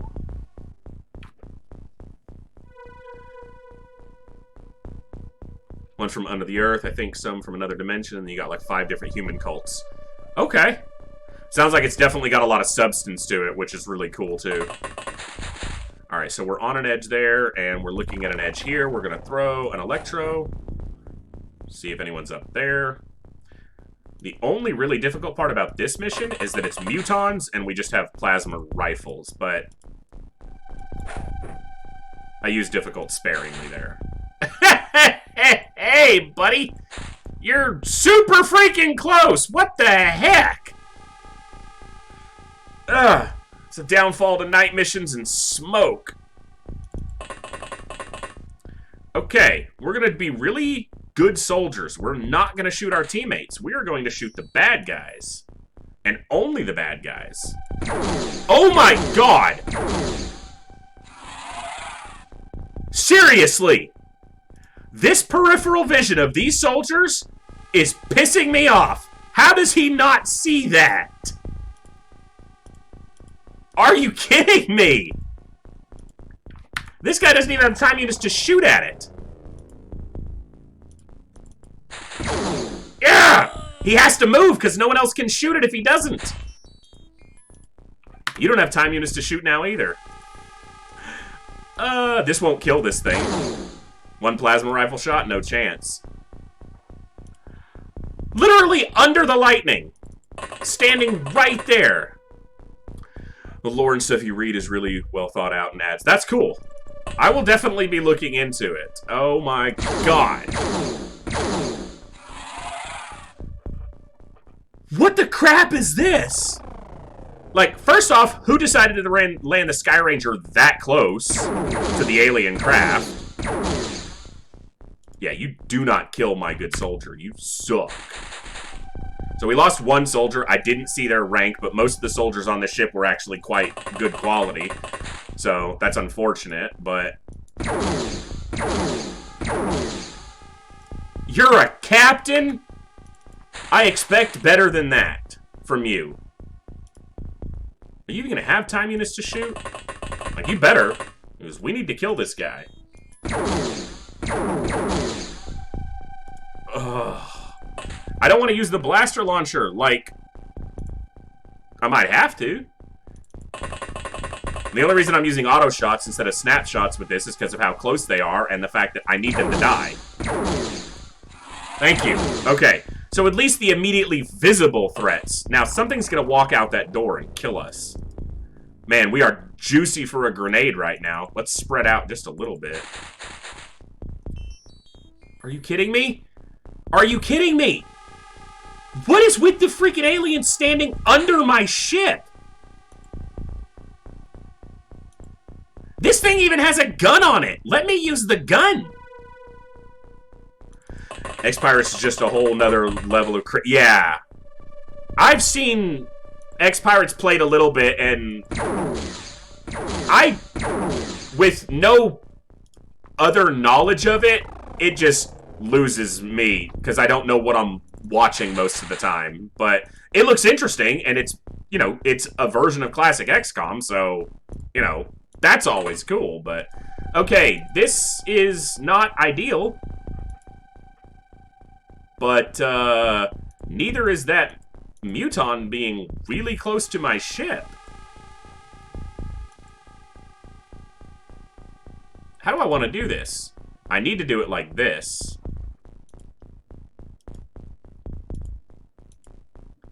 I don't want to be too close, but I need to kill this thing. Hopefully. Yeah, it looks like it's basically a different game. Okay, it went unconscious, and we didn't hurt any of our own troops. Huh. Okay, we did hurt one of our troops, but he's not that hurt. Everyone else is good because they're in much heavier armor.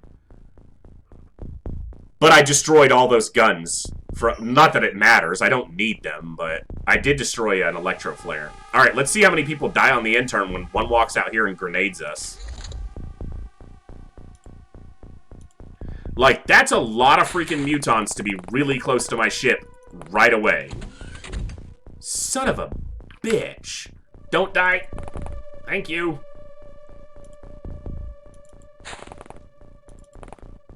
Now, surely you can thread this shot. Yeah! Don't hit the power supply. Okay. No! Stop it! Bad alien! This is why night missions are a freaking nightmare. Alright. There it is. Okay, we revealed it. Now we can shoot it. We can shoot in its direction. Whew. You know, for being a medium scout recovery that I thought was going to be easy, this is turning out to be more stressful than the supply shipper. Dude, you can't hit the guy? Seriously? He's a captain. Can't shoot for crap. I'm just going to have you move back. Oh my god, you see another one. Of course you do. Yeah, this is definitely more stressful than the supply ship was. Because we're just in a lot more danger, it seems. Right away. But the Colonel is delivering. And you are going to step back. And you are going to do this. You're going to walk here. You're going to put this into your hand. You are going to prime it for 0. And you're going to chuck it right there. I missed by 1 square because I clicked off by 1 square. But that will at least hurt that guy a lot. Maybe even kill him. Anyway, thanks everybody for stopping by and hanging out and enjoying some classic XCOM with us tonight. Thank you for all the follows tonight. You guys are amazing and knocking it out of the park. Hope you're all having an awesome evening. We're getting soldiers killed in some classic XCOM. What do you see? Is it that one guy? Okay, I was like, I thought he saw another alien, and I was like, no, we're not doing that. Yeah, no time units. Just walk out of the way. Okay, yeah, I get it. You see him. Move. Dumbass. Alright, we've got some cover from the ship struts, and we've got a grenade near that thing. Didn't kill it. So now we gotta reveal it and hope it doesn't kill us. Well, it's looking to the side. Let's see. Come on, Mota. Kill the alien. No, the alien. Thank you. Last one? No.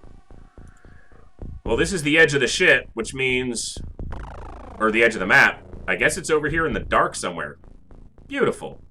Right where I don't want to go. You don't have an electro. You do. Well, this is the part of the mission where I could easily lose like 2 or 3 troops just from being lazy, so we'll try to flare out and see everything.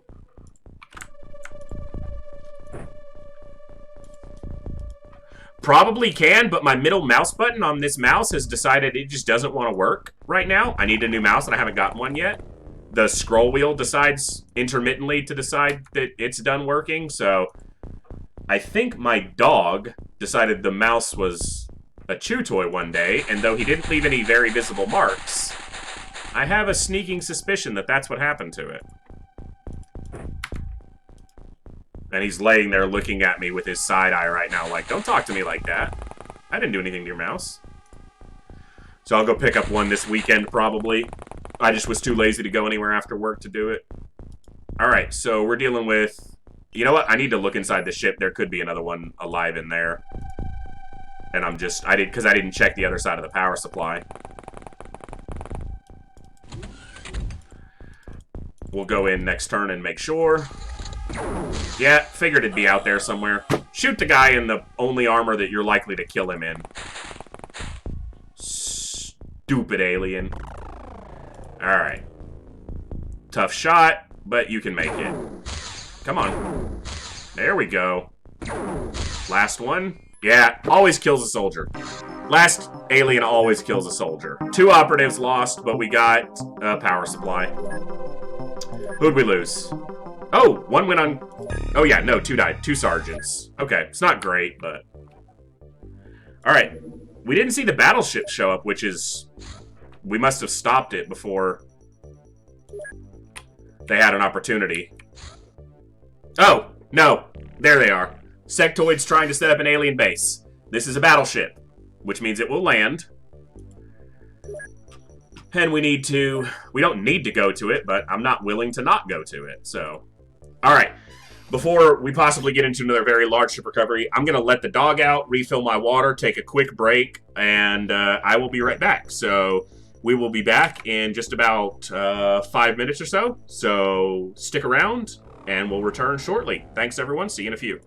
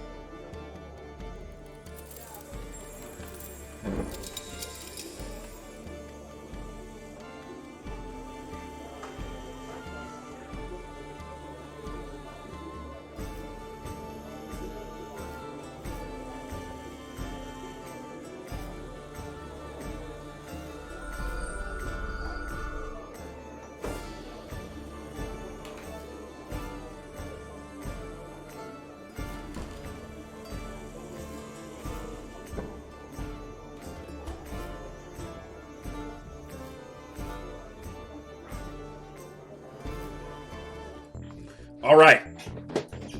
Thanks for sticking around, guys. Sorry to take a quick break. All right. So, we got a large ship, a very large ship, sectoid battleship, looking to build a base, which is weird because the Mutons were just looking to build a base too. So I guess they're just going to keep trying. We're not going to be able to shoot this ship down without risking our only firestorm. And there's no point. A battleship will almost always land. Its mission is much like that of a supply ship. It's almost always going to set down. And it'll be a long recovery, but a battleship recovery is well worth it. Sectoids will be a little bit tricky because there will be a leader or a psionically capable soldier, commander on the battleship. But we can potentially take that out with a blaster launcher, but we don't have one on this ship. And this is the ship I would probably send to do that recovery. But I have blaster launchers elsewhere. So why don't we send a couple over? Or one, at least. See how long it takes while we observe this battleship and see if it lands. You know what? We're going to send an interceptor just to tail it. That interceptor's refueling. All my ships were just out. Not yet, no. I didn't rush a lot of the stuff that I probably should have in this game because we kind of just slow played through the beginning. So my first Sci-Lab is built, and it is in the process of doing its evaluations, but they only start at the beginning of this month. So I won't know until the end of the month. That's a mod I could turn on, is that you could Psi-evaluate at any time to see their Psi strength right away, but it's not original, it's not classic, so I avoided doing that for the time being. So we'll see how it goes. I do need to re-equip this Sky Ranger because one crew got wounded. I can talk. And 2 people got killed, so...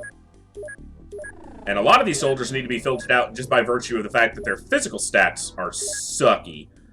Let alone not even knowing what their mental stats are yet.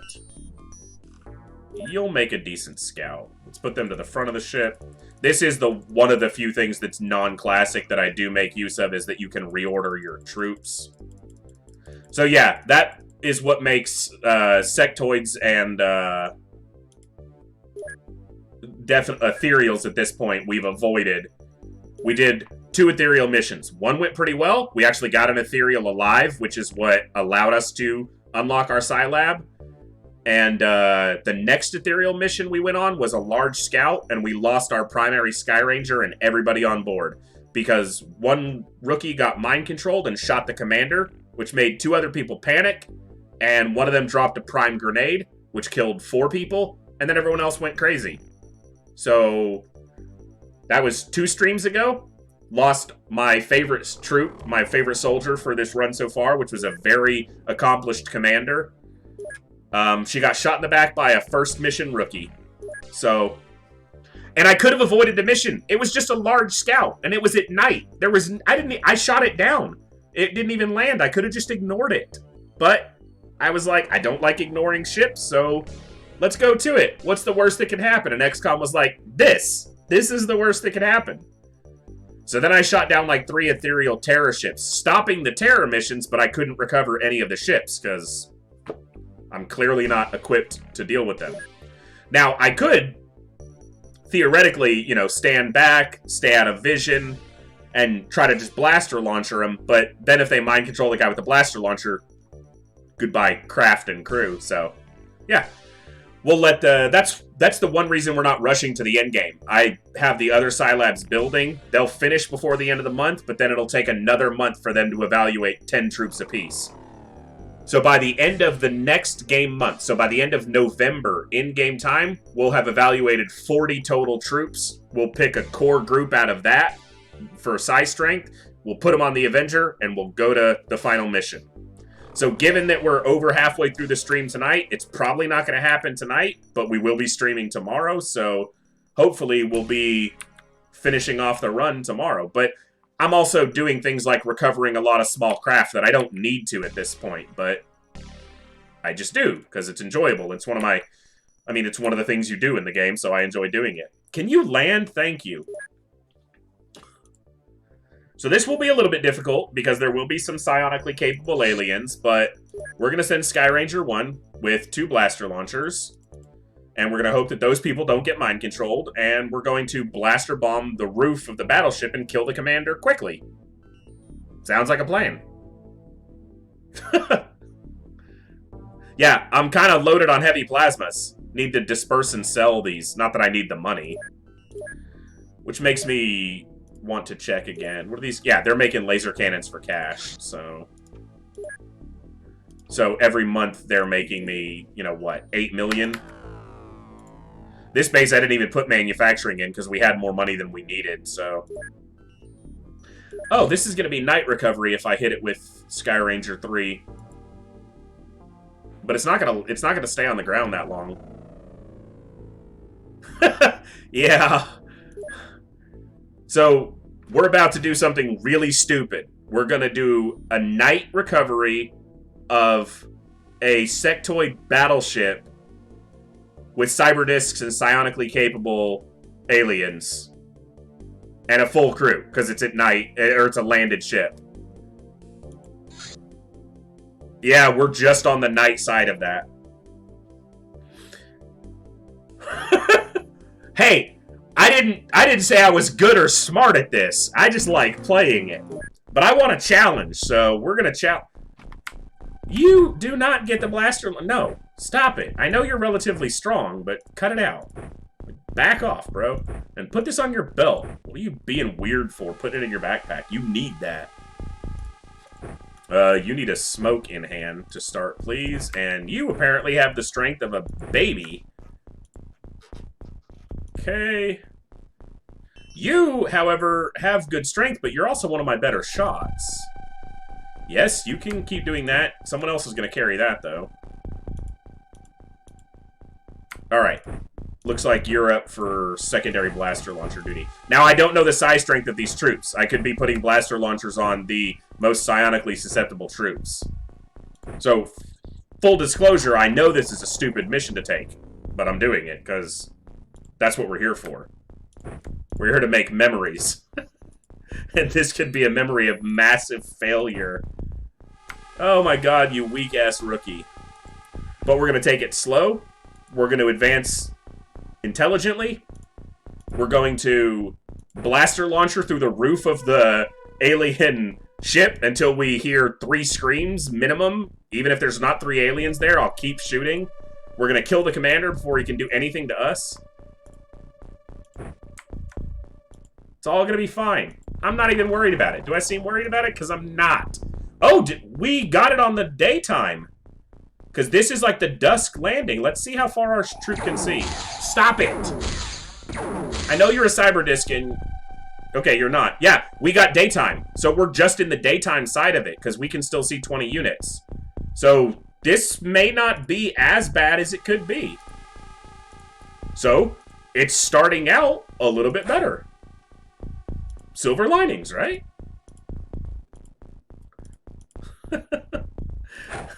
Do I sound like I'm trying to convince myself? I'm not. I know. Hey, blaster launchers? There you are. Hey, hover tank? Just get out of the way. Oh, yeah, don't throw the blaster bomb.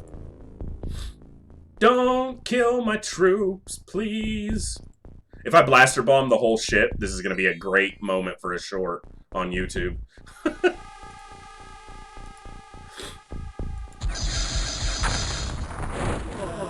Hey, that's a good way to start a mission. 3 dead scumbags. And now this guy's revealed because he actively took part in combat. And so psionically he's a target. And he has a blaster launcher. I knew I should have just waited 1 turn. Yeah, that could have been more than 3. I should have just waited a turn before I moved them off the ship. I don't know. because I actively killed something, my brain was thinking it was the second turn, but I can see that there's no smoke active. So, that troop is entirely on me. Shouldn't have stepped them out yet, but... meh. One troop for a battleship, I'll take that. What shot him? Cyber disc. That tracks with what I figured would happen.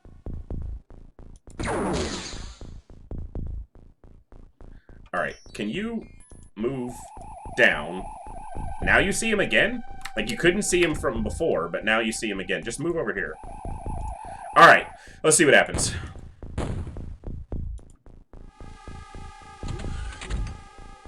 Because we need to disembark from the Sky Ranger so that the blaster launchers can start assaulting the roof.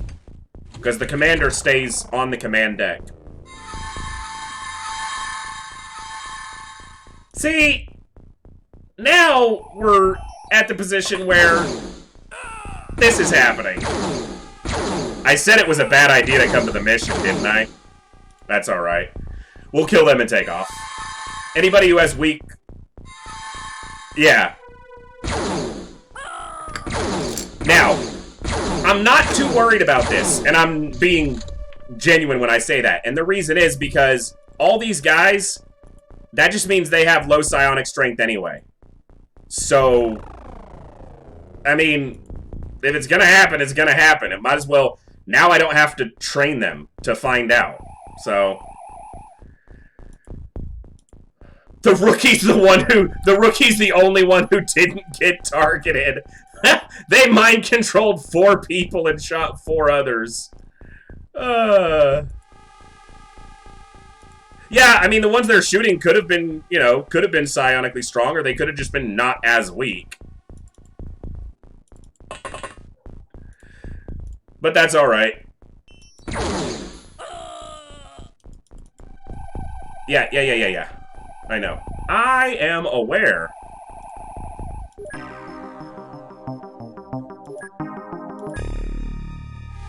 Nobody higher ranked anyway. That was one of our better troops.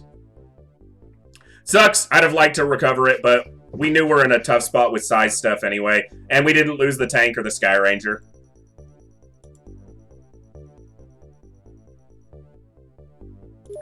The only problem was that it was probably a lot of the soldiers who were queued up for psionic evaluation, and so they won't now be evaluated. But that's fine, we had to go another month anyway.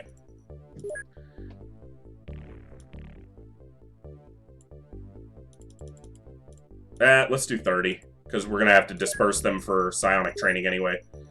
Alright, let's do a little bit of upkeep. We have a lot of stuff we need to sell. Alien surgery, alien food. Don't need all these. Don't need those. Yeah, if I had just waited, it's exactly what it is. If I had just waited one turn, but I stepped the one guy off and shot the blaster launcher. But that's okay. It was, I mean, it was doomed to go poorly anyway. And that was 4 mind controls. So at minimum, you had 4 psionic threats to deal with. 3 leaders and a commander minimum. So... like I said, I've been playing this risky and just going after stuff, so losses are gonna happen when you play aggressively and stupidly. But we got a lot of stuff to sell here. Probably don't need all these, but let's keep a few around for the time being. Plasma rifles... is this the lightning base? Yeah, they actually use them. I'll keep them. I should sell the rifles and keep the clips, but... so everyone's got some corpses piled up from the missions they did. They did a base, because they've got food and surgery. Oh, it could have been a supply ship. Okay. Well, we got plenty of funds. But that's fine. We knew we had to go through at least a month. Now they've got blaster launchers. Because of the psi evaluation. Alien infiltration. We'll probably skip a lot of these small ships, because obviously we're not hurting for money or supplies. And at this point, it's going to get repetitive doing them. I did not know that. Oh, I forgot about this ship. Did we want to go to this? Just because it's there?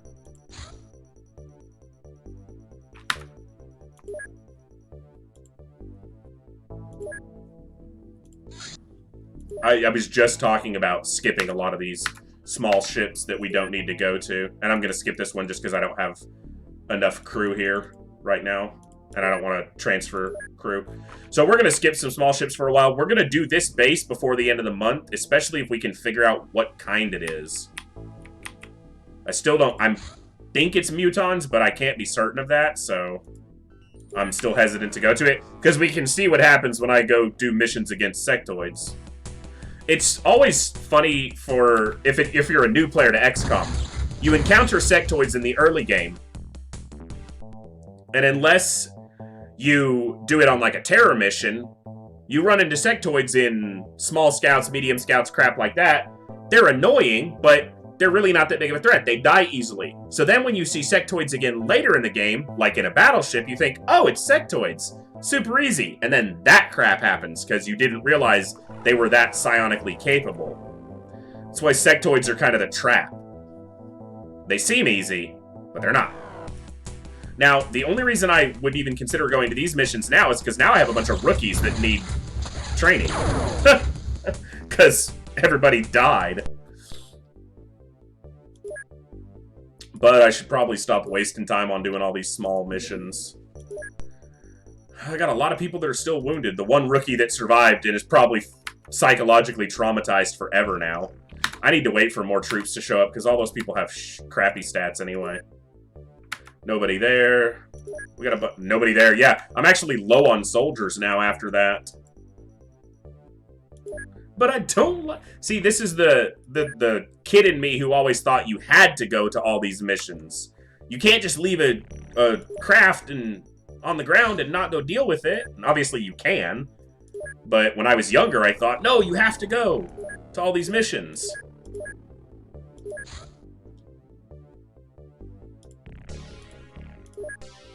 And now oh, it's going to be a night mission. You know what? If they're still there tomorrow, you'll go to it. Because now I want, you know, it's like I want a little bit of revenge. I got a Sky Ranger with troops in it. Go do something. I wish you could send them to immediately go do 2 missions. You got smokes and a tank.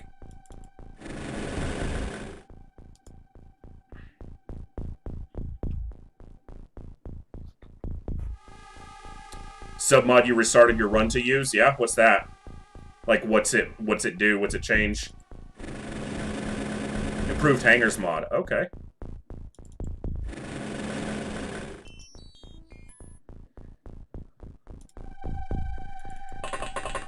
What am I doing? See? I'm just running off the ship now. Stupid. Don't get lazy just because you lost... I didn't even lose the craft. I lost 5 guys. No biggie.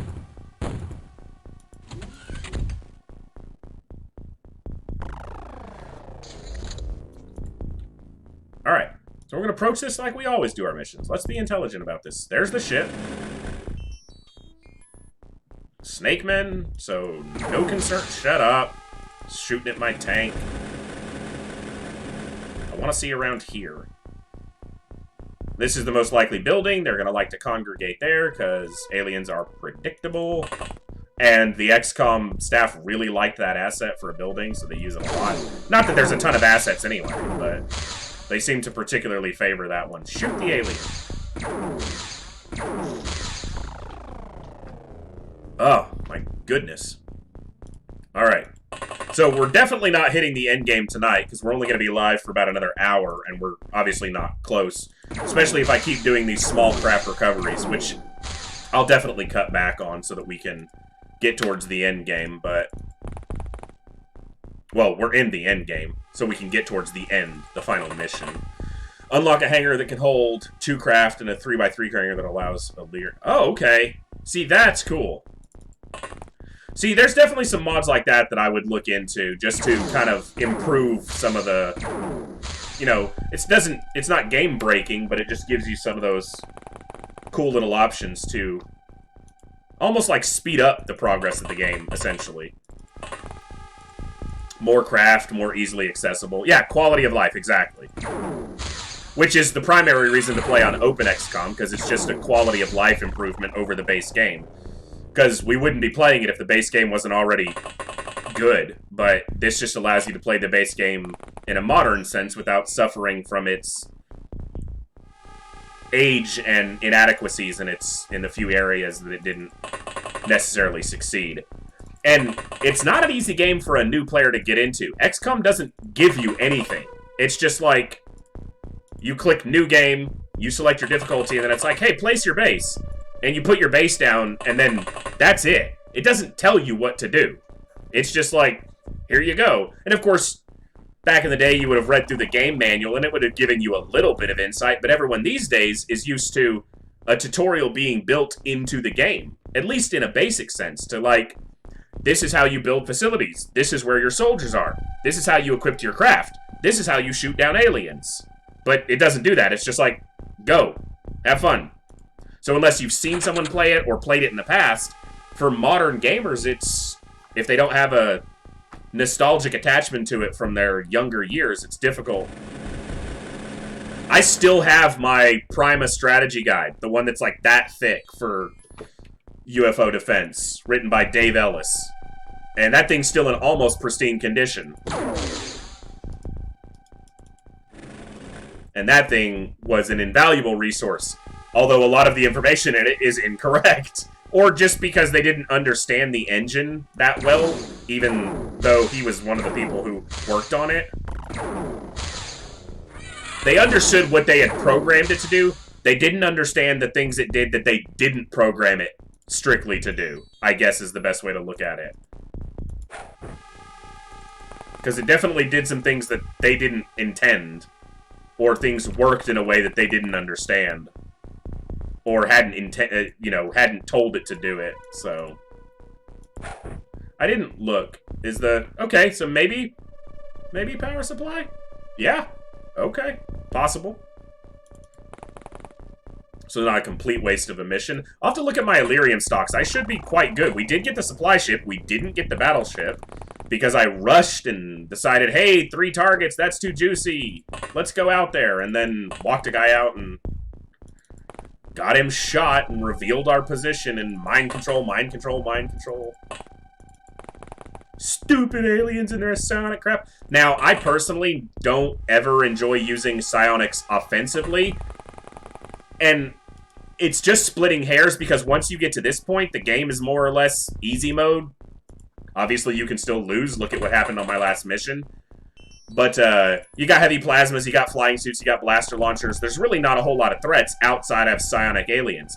But once you yourself can mind control the aliens, the game is completely over. You just go to a mission, you use a tank to scout the aliens, you mind control, you have it move around, and the game's over.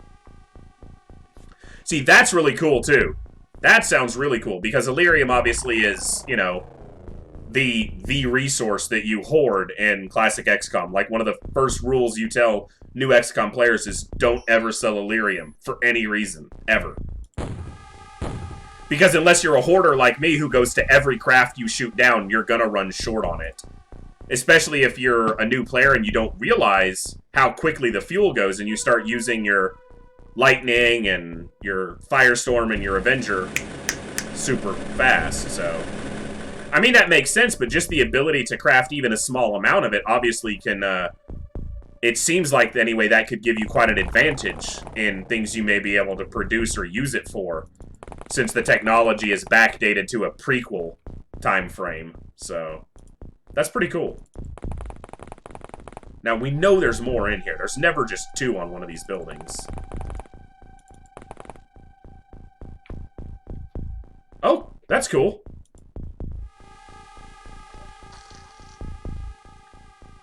I was about to say I could just fly over this fence, but none of these guys have flying suits. These guys are all in power armor.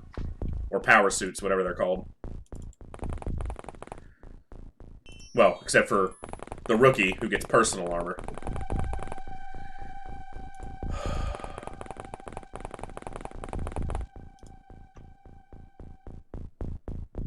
Yeah.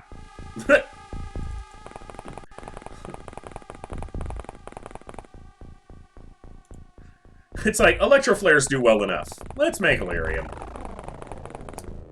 Alright, I'm kind of moving a little bit recklessly here, not knowing where the rest of the aliens are, but I don't feel a threat from anything except for psionic aliens. And I said it going to that battleship that it was going to be bad. I was then briefly elated by the fact that we actually got it at the daytime instead of at night, and then it all went to hell anyway. No, the alien. No, shoot the alien, you stupid tank. Someone grenade this snake man.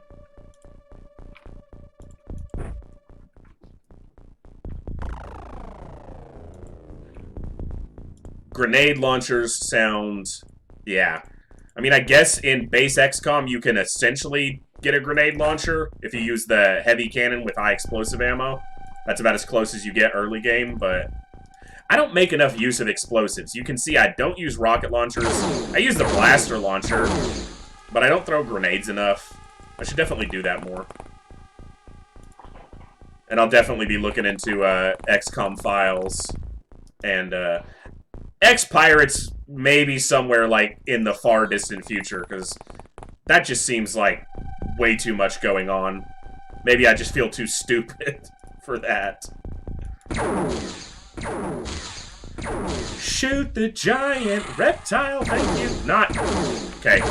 He saw a bug there. He's got an insect phobia, so it wasn't me misclicking the ground, it was the soldier's choice. That's what I'm going with. Alright, I need to sit up here and not kill my back. Alright. That guy's got a grenade in front of him, so he's basically dead. Looks like the interior of the ship's intact, so maybe we get a power supply. Makes it a little bit worth it. 6-round tube launch, yep. I didn't even make enough use of the rocket launchers in the early game on here. I need to remember to do stuff like that. Sounds like, you know, obviously with the way it gears the technology, it obviously gives you more options, even though it's, quote, you know, lesser technology than, you know, a heavy plasma rifle, but obviously it doesn't necessarily need to be something better. And again, better in air quotes. Alright, let's see what happens. Boom. Wow, did that land on the roof? You just cost me a $500,000 tank because your grenade missed, you suck! It must have landed right here, and I thought it landed in front of him. Or, yeah, I thought it landed in front of him, and it may have. No, if it had landed in front of him, we'd actually see the destruction on the ground, so it had to have landed up here. That's stupid. Okay, that landed on the ground.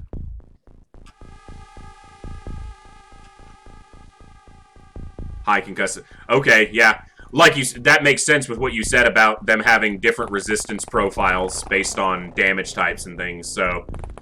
Sounds like you really have to diversify and or know exactly what you're going to be going up against and take the appropriate equipment for what you're doing. Like you said earlier, different armor and weapon loadouts for the task at hand, whereas classic XCOM has that simplicity in a sense of put them in heavy armor and give them a heavy plasma and a grenade and send them to kill bad guys, so...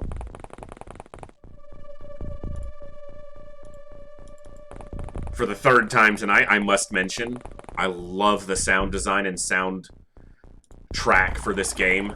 So damn good. So good.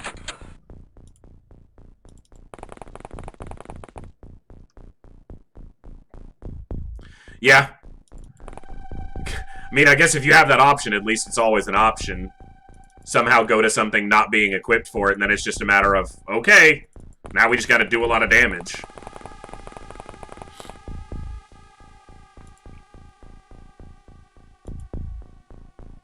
Yeah, well, and that's just like the base XCOM. The damage profile is, you know, 0 to 100%, so sometimes, you know, even, you know, the strongest weapon will do nothing, and sometimes a weak weapon will get a little bit of damage through. The first terror mission I got, coming back to play XCOM on stream, the first terror mission I got was sectoids, and it came on January 14th, so 14 days into the game. And there were 10 cyber discs. And my guys all had rifles, a tank rocket launcher, a couple, you know, like a regular rocket launcher, and one heavy cannon. That's impossible to win. like, didn't even have enough ammo to do it. So, sometimes the random damage profiles won't allow you to brute force, but that was a very unique and not fair situation that the game put me in. So that was our first attempt at a superhuman run once I started playing again. 10 cyber discs is the max for a terror mission on Superhuman. 10 terror units is the max. And there were 10 cyber discs in the middle of the first month before I even had laser pistols available. Explosives can do okay, but not that okay. I was just like, I quit. Like, once I saw the 8 cyber disc, I was just like, cool, this run's over. Because I'm not doing that. I was like, that's just... I was like, alright, XCOM, I'm back. Thank you for welcoming me into your wonderfully difficult arms again and saying, hello, welcome back. And of course, there was also a leader, so there was panic happening. They weren't mind controlling yet, or at least they hadn't landed any before I quit. But they're panicking your troops at that point, so... Okay, this is gonna suck, because sounds like it's a fully intact... It's not an intact ship, so... Not even a power supply, so we lost a tank. We'll make the money back in heavy plasmas, but... And it sounds like the last of them are here in the ship.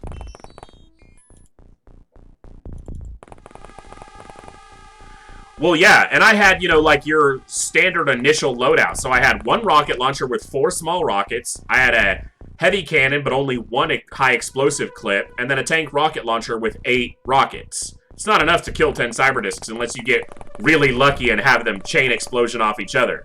And they were spread out, so it wasn't going to happen. I was just like, okay, this is XCOM again, so... Felt normal to me. Yeah, don't even start with the large rockets. You start with 4 small rockets. So it was interesting. I felt welcomed back into the open embrace of XCOM. And then it kind of took it easy on me on the next playthrough for a while because every ship we encountered for like every mission we encountered for like the first 3 months was nothing but floaters, which is by far the easiest way to go. Yeah, you can, but it takes so many shots, especially on Superhuman, because of the uptick to their armor and health. You have to shoot one and get the damage calculation to be on your side, like, 20 times. You know, nearly a full clip. And at that point, I had 10 troops with 2 clips apiece. And there was... It's not like the cyber discs were the only thing, too. There's also sectoids around shooting at us. So I was like, no. I lost like 4 troops, I lost the tank, and I was like, I'm starting over. This is bullshit. You know, if it had been floaters and 10 Reapers, it would have been like just shooting fish in a barrel. At that point, you're thrilled. Okay, where are you guys? Like, hello? You know, I'm not doing this. I'm not doing this crap where we're...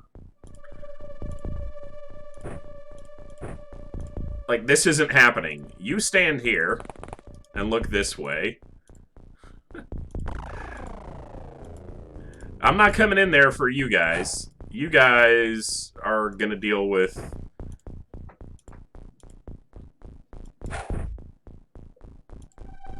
I'll smoke you out. I don't give a shit. Come on. You better come out. They're just gonna stand behind these doors.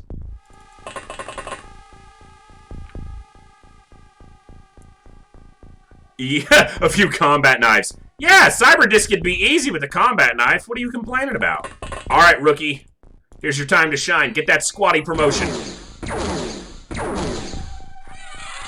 Nailed him. Okay. Alright, so another mission with... See, this is why I did a mission, because it's gonna upgrade the few troops we have left alive. So... Now, you still have 86% fuel. Just go land here. Just go. Just go over there.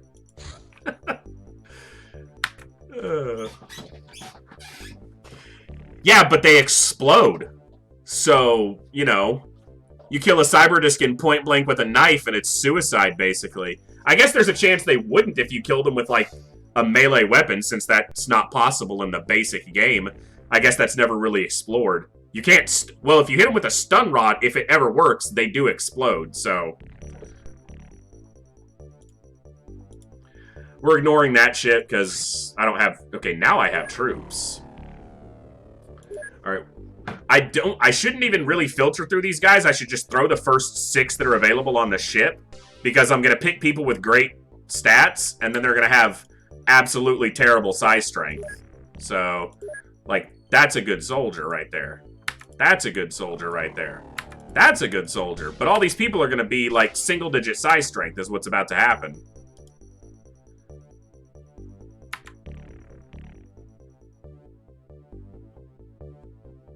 That makes sense. Holy crap. That's like a super soldier. Firing accuracy is a little bit low, but everything else there is... Man, see, there's some good rookies that just came through. But, they're all going to have crappy size strength. I can just feel it now. And the problem is, I can't evaluate them for another month because most of the people that were being evaluated died. I might turn on that option just to be able to kind of speed up our progress towards the end. I might turn on the ability to psi-evaluate anywhere, just so I can evaluate these soldiers, get a final crew ready, and... But, I mean, we're this close to the end without any of the additional settings, so we'll probably just leave it as is for now. I would also like to, if they do pass the psi, you know, check, take some of our higher quality troops who are actually just wounded and not dead at this point. Guess I can move some of these wounded folks down just to get them lower on the list so I don't keep clicking through all of them. Okay, I can click the right box. I'm good at this. Professional gamer right here.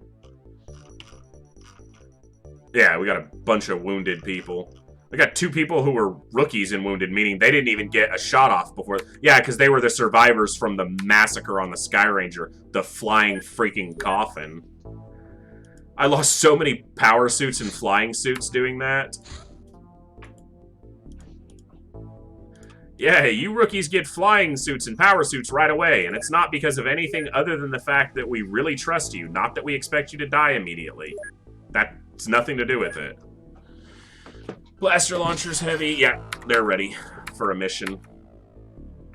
That ship took off, kind of expected. Alright. So, we do want to deal with this base before the end of this month. Very small, alien research. We're just going to knock that down. It's going to North America, but I'm seeing it in Europe first. Just go shoot this down.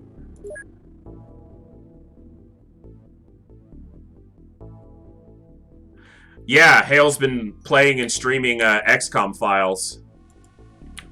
We were talking about that, and then X-Pirates, which I just can't wrap my head around at this point. Maybe in the future, but...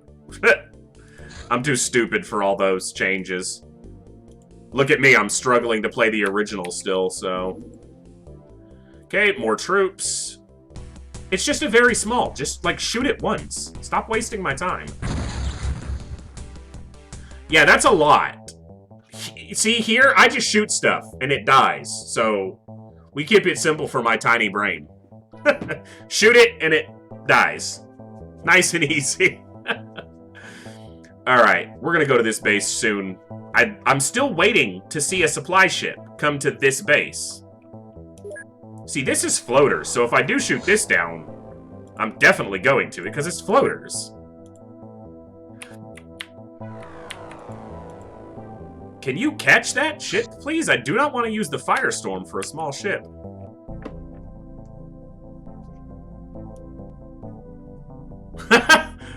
Well, I mean, a sectoid is a pretty, you know, pathetic physical specimen, so maybe that makes a little bit of sense.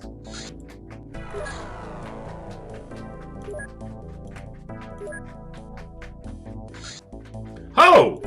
Whoa! Whoa! Whoa! Whoa! What are we doing here? What are we doing here? You guys trying to put up a base? They said this was alien infiltration, wasn't it? Is that a terror ship?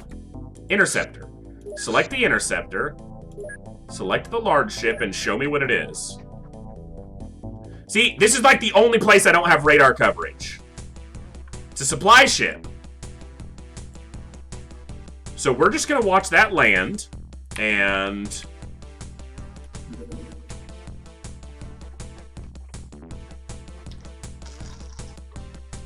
I mean, that tracks to real life. Dogs are, you know, mine is big and dumb, but dogs can be physically quite, you know, quite dangerous. So I guess that tracks. All right, so what you're going to do, Interceptor, is you're going to go shoot this ship down, and then you're going to go back and pursue the supply ship.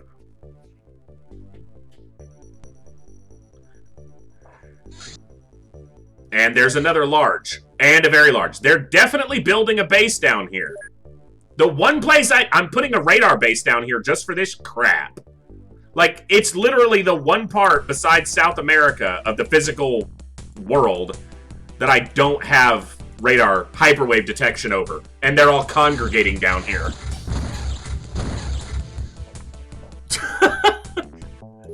Alright. Really quickly, before we get all these missions popping up, let's see. Good scout. Good troop. Both of you go on. I should go into the equipped craft screen. Yes, yes. Low firing accuracy.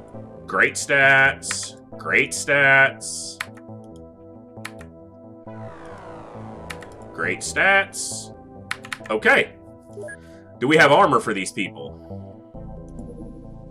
We do. We have personal armor. It's not great, but it's armor.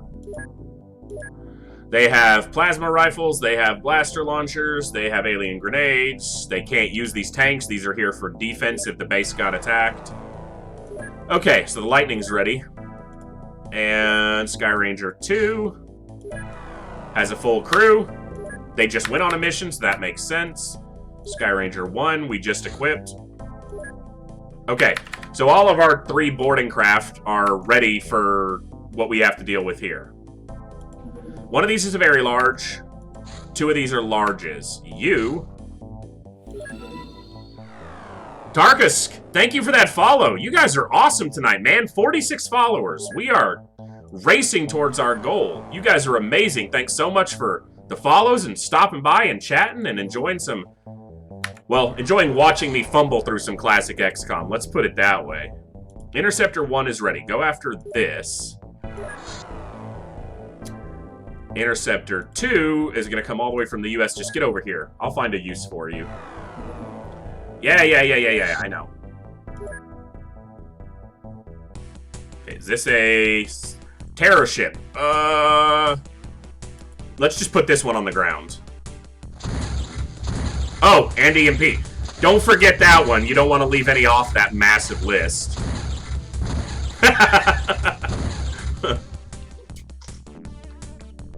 Okay. I need you to continue to find aliens for me. Now, I do not want to send a ship out to... You know what? We're going to send the Lightning to recover this terror ship. Likelihood is that all the power supplies are destroyed, but there's going to be a battleship and a supply ship landed around here. Small on the ground, large, low. Intercept. Which interceptor? Okay, calm down with this crap. Interceptor 3. Go shoot that. Alright, things are getting a little crazy here. Go to this. Now, someone saw a grounded ship somewhere. I thought it was down here. Alright. Oh, it's right there next to the terror ship. So, they're definitely trying to build a base down here. So, we got a grounded terror ship, a small ship on the ground. There's a battleship around here somewhere. This is a small ship we shot down. There was a supply ship flying around.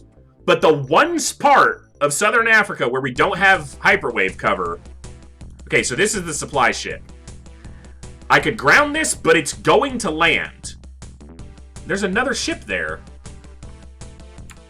Oh, it's on Pretoria. That's always fun when that happens. So I'm pursuing this because I want it to land. And he's out of fuel. So he had to break off pursuit. What are you? Interceptor, select this supply ship. And I can't see where the battleship went. I'm hoping we see it grounded. What I could do is send the Sky Ranger down here I could actually send it towards this small ship that's grounded. And if... Because I want to save the boarding crews for the big ships. The supply ship, the battleship that we may see landed over here.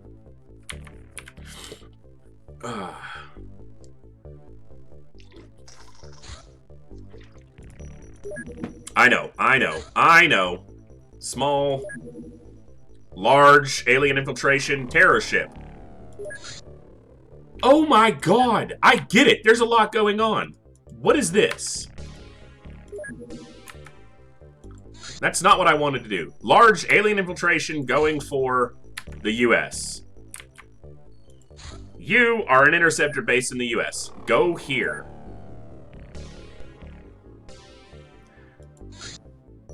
I mean, technically, if you're stupid and you approach a ship with your Sky Rangers here, they'll get shot down too. But yeah, that makes sense. That, you know, it's always been a little bit odd that if you fly your ships too close, you know, or out around, that they don't pursue you more. Okay, this, you need to track stuff down here. God, there's a lot going on. Okay, this is a large scout. This is a large scout. So hopefully this interceptor can shoot both those down. Actually, the lightning is out because it's going towards the terror ship that we shot down. Okay. And the Sky Ranger... Yeah, that makes sense. You know, it's always been a little bit odd that... Okay. There's a supply ship. Freaking... Of course there is.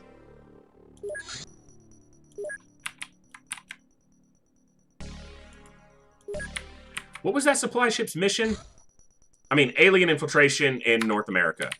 Excellent. Okay, you know what? I'm gonna put this down, because infiltration's a problem. So, we'll use the Firestorm. This has got to be a Muton base, because everything that happens over the U.S. is Muton activity, whatever you want to call them. I feel like I'm short of interceptors, even though I have tons of ships.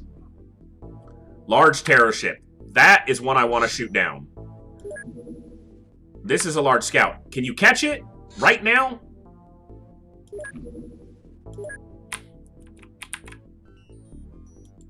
Okay, I need you to find something over here. Okay, shoot this down. Just put it on the ground so that we can go shoot down the terror ship.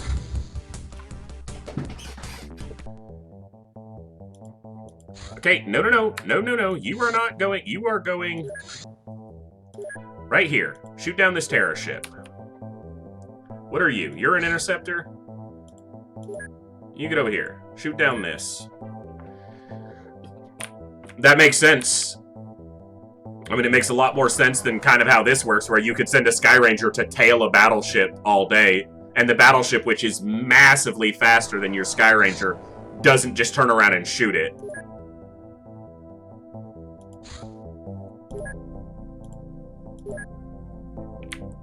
There was a base on Madagascar before, but we took care of it, and it feels like they're pissed about it. Okay, looks like the lightning's about to land at this terror ship, so we're gonna have a ground assault to interrupt all this craziness. That's a lot of ships. It's like they want me to be busy. Yeah, I knew. There it is. Okay, very large ground. This was floaters. Okay, landing site 41. Oh my god, and 42. Yeah, they're building... And the lightning couldn't get there. It ran out of fuel just short. That's the one big problem with that damn ship. 42 is a battleship. Go to that. Intercept. Sky Ranger 2. 41 is a battleship. Go to that. And the damn lightning flew all the way over here. Can't do shit, because it's out of fuel. That's the... That is one mod I might turn on, is the ability to override the Illyrium-fueled ships turning around the moment they hit 50% fuel. So they're building a base down here. That's 2 battleships, 2 supply ships, or a supply ship and 2 small ships is a battleship. Every time. Or is a base every time, so... And we're going to have you go over this small ship just to keep it on the ground. Sky Rangers are going towards the battleships. This is a supply ship that I'm just going to put on the ground. Normally, I would wait for a supply ship to land. I think there's a cutoff point where it forces it to return, but... So, the way it works in the base game, and in that particular instance, it wouldn't have worked. Because the ship ran out of fuel on a straight flight trajectory. But if, for example, you send a ship out, like a Lightning or an Avenger, and it's pursuing a ship all around, even if it's right next to your base, the moment it hits 50% fuel, it goes home. You can't make it stay out longer. Even if it only needs 1% fuel to return to the base, when it hits 50%, it turns around and goes home, regardless of how far it is from the base. But in that case, the Lightning is just coming from too far away. And it's it was like that close. It's like, land, fuel up with some of the Illyrium from the ship you're about to recover, and then go home. Like, damn. It only takes 5 Illyrium to fuel a Lightning. There's going to be 50 on that ship minimum, but... The Lightning is not an efficient ship to use. I used it because this was a playthrough that I was just like, screw it, we'll use a Lightning, we'll see what happens. And it's been fun on some missions, but it's not efficient in any way. Alright, so the Lightning's not going to interrupt us. We have 2 Sky Rangers en route to landed ships. See, the sucky thing is, the Lightning will get... yeah, I know. Go to the last known destination. Okay, what is this? It's a terror ship. It's over water. Do we just shoot it down? I think we just shoot it down, right? We got so many other things to deal with. Just put it in the water.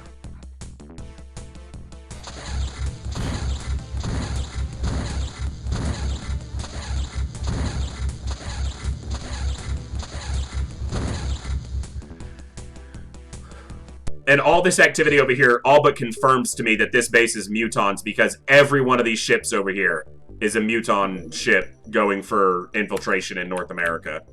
What is this? This is an interceptor from Europe all the way over here, because there were so many ships active over here.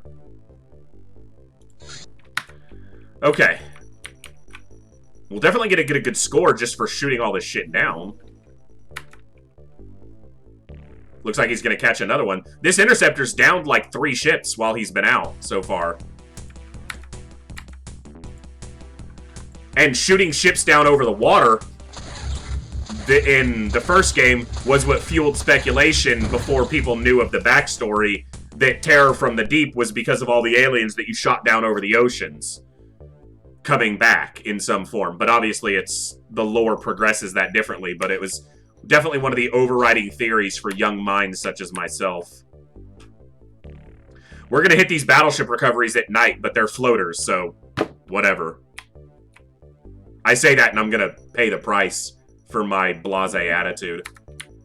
But that's 8 power supplies waiting to be recovered. Yeah, but aquatoids are sectoids, you know, come on. That's literally what they are. Yeah, that interceptor shot down like 3 or 4 ships over here. Because he shot down one of these and then 2 more. So he shot down 3. And then this guy shot down one of the other ones. And there's the Lightning, pathetically low on fuel. As soon as it fuels up, I'm just going to send it to do one of these missions.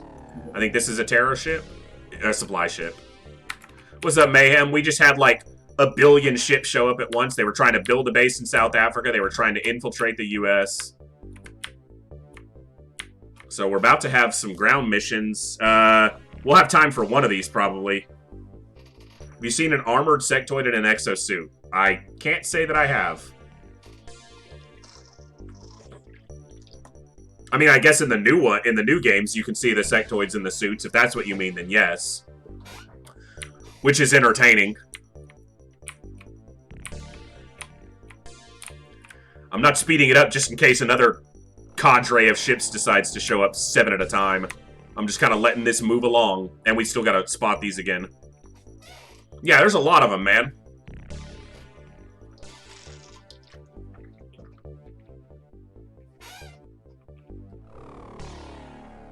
I'm surprised this Skyranger, or this Interceptor, isn't revealing these battleships. If these battleships took off that quickly...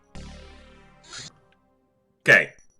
See, there's a large on the ground, too. That's right, because that's the one that the lightning was going to. And didn't reach. Oh no, you're out of fuel! That's fine. So we got 41 and 42 are battleships, and 40 is the large ship. But Crash Site 40 is also a large supply ship that we shot down.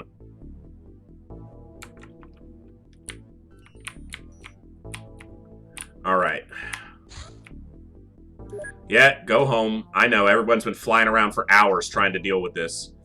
So it looks like this Skyranger is going to make one of these missions at daytime, so... But this one is going to hit something at night for sure. So there's a downed supply ship, a downed small ship. Like, this is all stacked. So that's a small. I don't care about that. 40 is a supply ship that we shot down? No, that was a terror ship that we shot down. 41 and 42 are battleships that are grounded. Yeah, I know. Just go there. Stop telling me and fly to where I told you. Stupid Skyranger. And then these are small ships? Nope, that's a supply ship. We gotta do... We don't have to, but we're gonna do that one. That's a small ship, and then we shot down the other ones over the water, so we don't have to worry about those. So the lightning should refuel in time to get this supply ship recovery. And then this we'll probably have the lightning do this base. It sucks to do a base without a tank, but if it's mutons, whatever. Skyranger's out. Okay, we had an empty hangar at one of these bases, and I'm tempted to get another Avenger going or buy another Skyranger. Because if I had another Skyranger, I'd be a little bit better off right now about recovering some of this stuff. Yeah, I know. Yep, I'm aware. I could have them hit this one since it's closer, and maybe they No, there's no way they get there with it still being daytime. Skyranger flies too slowly. But it just makes sense for this one to go to the one that's closer. And 41 was obviously on the ground before 42. So, and then we'll redirect you down here where 42 is. Okay, so battleship, floater battleship recovery right now. This will probably be the last mission we do tonight. Get a smoke in hand, please. Probably don't need 2 blaster launchers, but I'm not taking any chances, so... Don't need the electro flares. Jesus, you people are weak and it bothers me. Put a smoke grenade in your hand. I could say their inventories and I don't do it, so this is my own fault.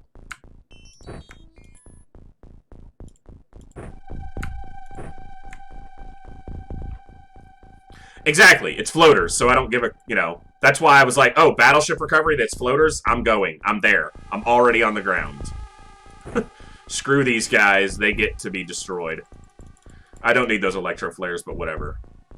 Wow, it's rare to see any structure on a battleship map because it takes up so much of the map. But that means there'll be floaters in there because they love those buildings. You just hit the tank with that smoke grenade, didn't you? You're pathetic. We're going to be smart this turn. And we're not going to rush off on the first turn, even though there's no mind control possible here. This is going to be a long recovery. Fully, I mean, we've done... This will be like the 7th or 8th battleship we've recovered that's landed. That's how we got all our power supplies in Illyrium. Tons of battleship recovery. Because they built 4 or 5 bases. Now, we should have interrupted the base building that was happening here in South Africa. But it's possible the base is already down. So, what's up, Reaper? No one cares about you. Holy crap. Yeah, just... Ha! That guy's got a blaster launcher, and he's like 2 feet from my ship. Screw you, game. If that guy had... He could have literally just killed all of us. Yeah, use up your time units, boys. That's what the tank's here for. That guy, all he had to do was just shoot a blaster bomb right into the ship, and half the crew dies minimum. That is not okay. That's all I'll say about that, is it's not okay. Hey, don't shoot the tank. Thank you. Now, okay, I was about to say, why did the tank not see the other guy? Because they were in direct blocking line of sight to each other. See, the problem is that the ship is right here. So there's a bunch of bad guys behind us, too. So I don't really want to step off the ramp until I... Stop shooting the Sky Ranger. It's really not a difficult shot to make, so now you get to step down and die. Shoot this. Thank you. From a missile straight into the ship? Yeah. Oh yeah, that's a moment where you break something, possibly. Because that's rough. Alright, don't reveal too much this way. Okay, that's good that we don't see anything right away. Can you kill this thing? I mean, probably my worst moment, I've lost an entire crew on this playthrough to Ethereals, but the worst moment I've ever had was, you know, having, like, an entire Avenger crew, like, blaster bombed, while, like, 2/3 of them were still on the ship. Because then, yeah, anyone who's not dead is done. Mentally, they're just done, so... Yeah, fuck you. The Sky Ranger's in the way. You're just bad at your job. I'm so abusive to these rookies. Alright. You kill this guy. Hello, mouse wheel, please. Please? Can we scroll up? A little bit more? I'll just click it, fine. Oh, come on, rookie! That was your chance to shine!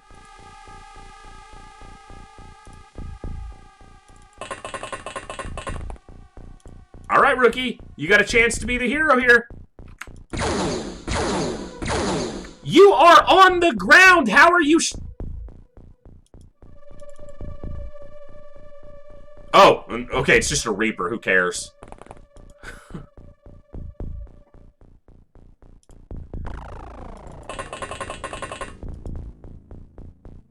Okay, I really need someone to shoot this floater.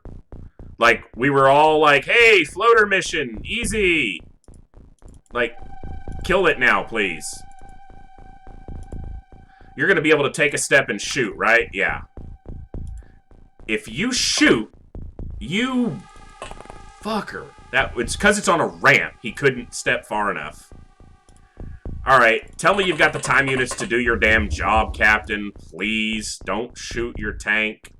Just shoot the floater. Thank you! Someone knows how to do their job. Every single person died, so there wasn't even a shred of... yeah, that's... Those are the moments you remember, though.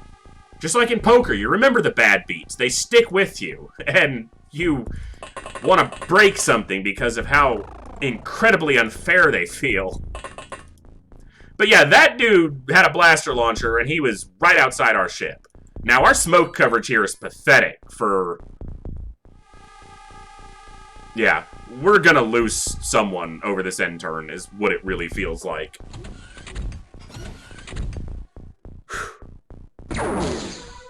See? Maybe two? I had to densely move them all into such minimal smoke coverage.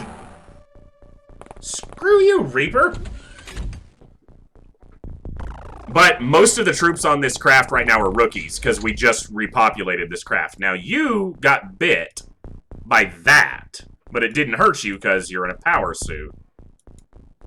Okay, you know what? I need to deal with the floaters first, because they're the actual threat. Alright, Captain, I want the rookies to get experience, but I just want these things dead, so... Yeah, blast away his cover and waste him. That's exactly what I want you to do. Can you look in there and tell me if there's any more? Alright, so we got a cadre of Reapers to deal with over here.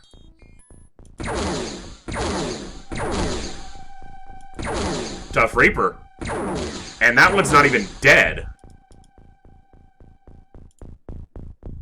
Alright, you're just gonna turn around and shoot this thing in the ass. Tough Reaper, Jesus.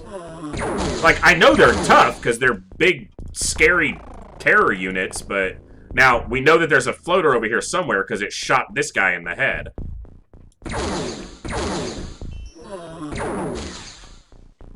Alright. Now. Hover tank? Can I get up to the hover tank, please? Can you go find this floater that shot our dude in the face, or in the back of the head, or wherever he got shot in his cranial area? I need to know where this floater is. Really? Where's the damn floater? Okay, that's not cool, game. It's not cool.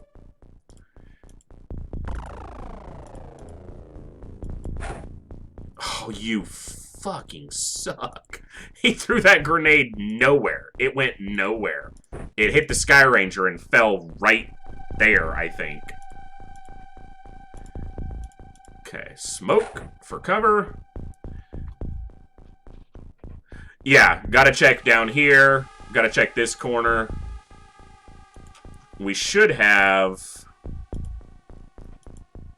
The only problem with having two people with blaster launchers on them, but I still got one unit here.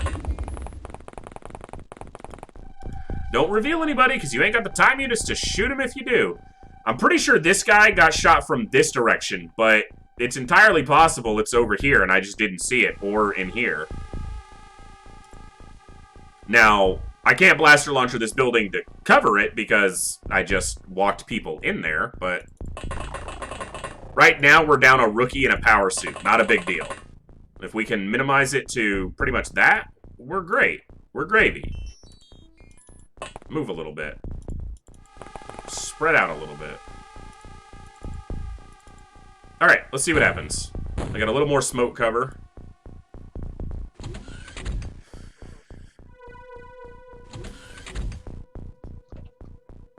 Are we doing okay?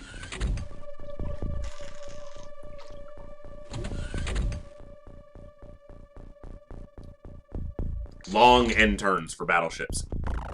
But long end turns with no gunfire, I can get behind. Okay, go up.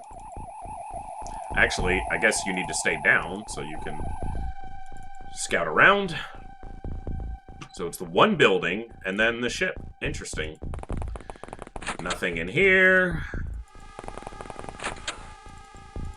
That's definitely a possibility, because it is floaters, so it's definitely possible he's up here. You'd think the tank would have seen it, but... Could have been too far out.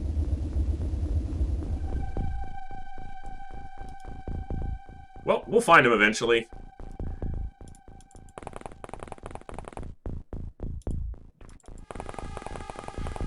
Mostly by running into them blindly. That's my method. Whoa! I didn't want to move you again, but that's cool.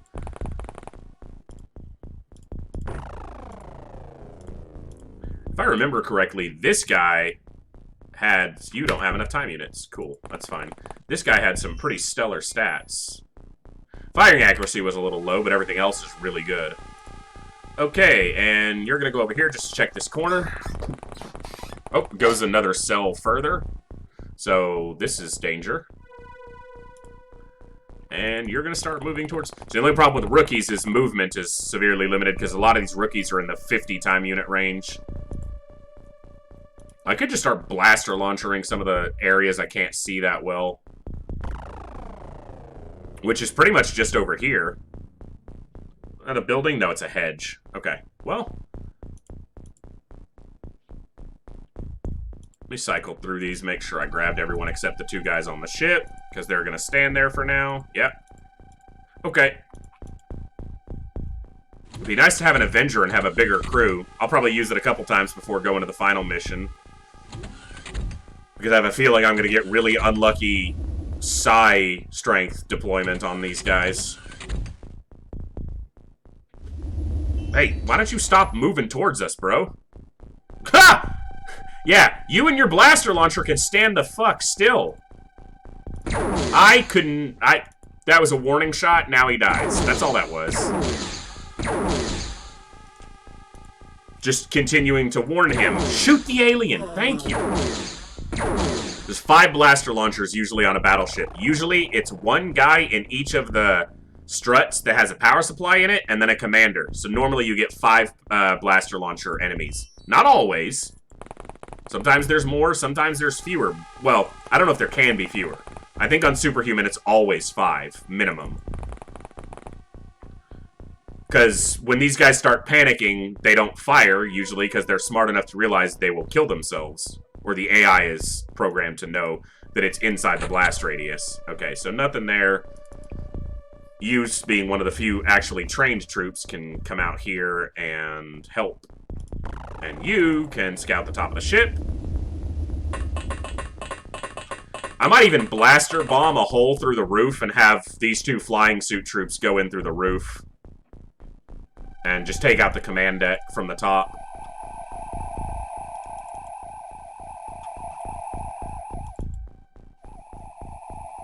Well, looks like we've got a lot of the exterior secured. I say as I don't have... Okay, so most of it's explored, so now we get the rookies to converge on the landing lift.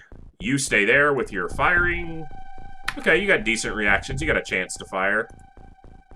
I gotta wait, though, to shoot at the roof because the only captain I have is up here, and I don't want to risk hurting them, so I'll move them back on the next turn, and then I'm gonna punch a hole in the roof, and I'm gonna blaster launcher the command room, which is one of these. Is it the side rooms or the north and south rooms? It doesn't matter. I'm gonna start blaster launchering the command deck. I'll hit all 4 rooms. Just because I got the blaster launchers. The only thing I care about here is on the bottom anyway. I don't care about navigation and all that crap. Sound design. On point. I guess it could get repetitive for some people, but the sound design always feels like it matches what you're doing, whether it's in the battlescape or the geoscape, and even though it is fairly short themes, it never feels repetitive to me. It always feels like it fits and it helps with the immersion. So, to me, anyway. Okay, nothing over there, so you start looking at the lift. From there. Alright, rookies, time to move up. Not gonna smoke the lift because, in my experience, that generally gives the aliens better cover than it gives me, so we're just gonna move up. And then we're gonna start having some fun.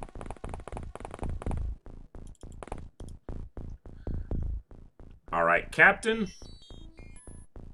Back up.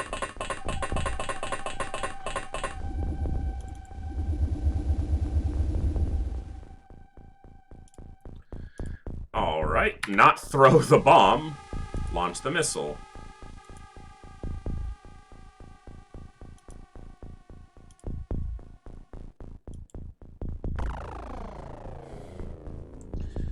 See if I gauge this relatively well.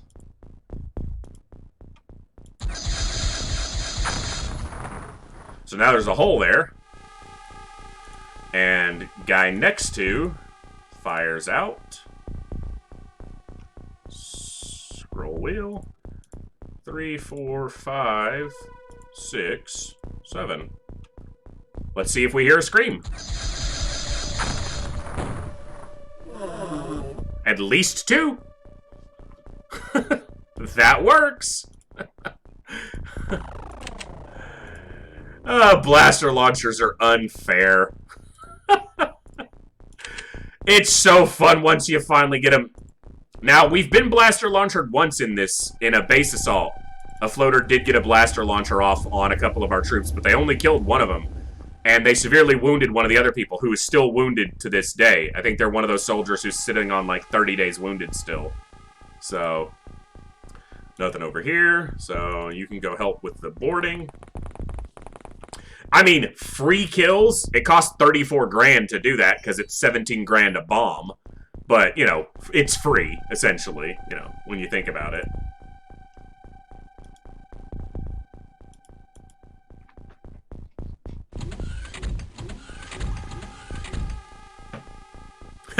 Like you said, it starts getting them panicked quick when you kill their leadership.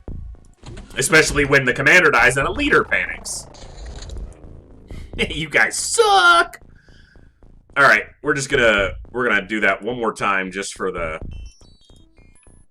craps and giggles of it. Okay, go. Up, up, up, up. Thank you. 3, 4. You know what? Let's do this. Let's just get you all the way down. And you all the way down. Go down. Just so I don't do something stupid and blast back and kill one of my own troops. Alright. Go up. Thank you. 2, 3, 4, 5, 6, and 7.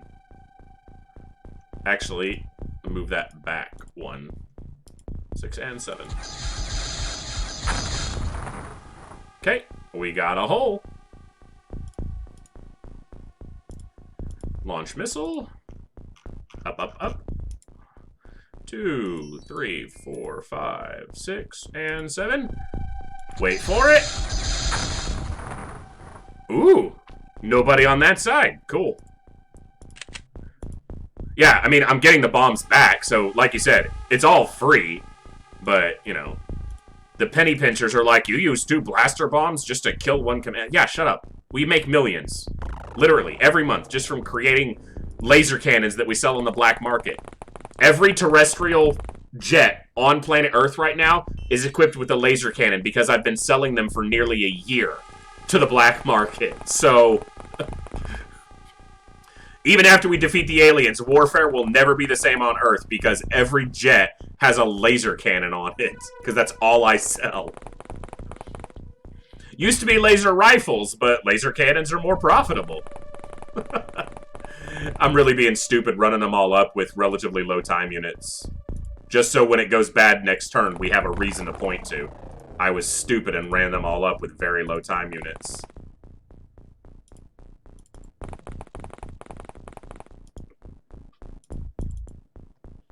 And there wasn't there another troop? 4, 5, 6, 7, 8, 9. No, that's all of them. Yeah, this is how X-Pirates happens, exactly. All the crap that I'm selling to the black market. The alien corpses, the plasma weaponry, the laser cannons, the alien grenades, the Illyrium, the alien power supply. I've sold navigation, power supplies, alloys, literally everything someone needs to build a spaceship. I've sold on the black market.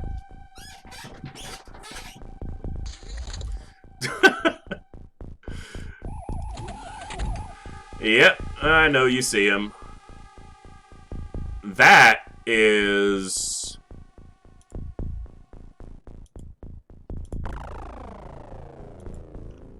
I'm gonna use these blaster bombs. If I'm gonna put blaster launchers on 2 people, I might as well use them.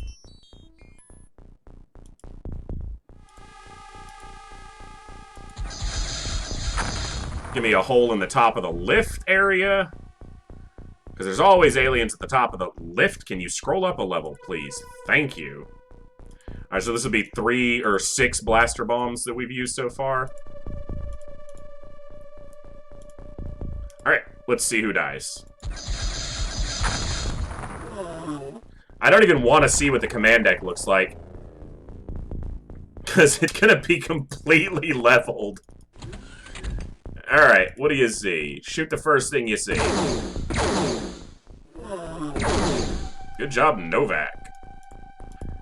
Alright, you're not going to have time units if you shoot that, so let's just have you move. And have someone else walk up and get their squatty promotion.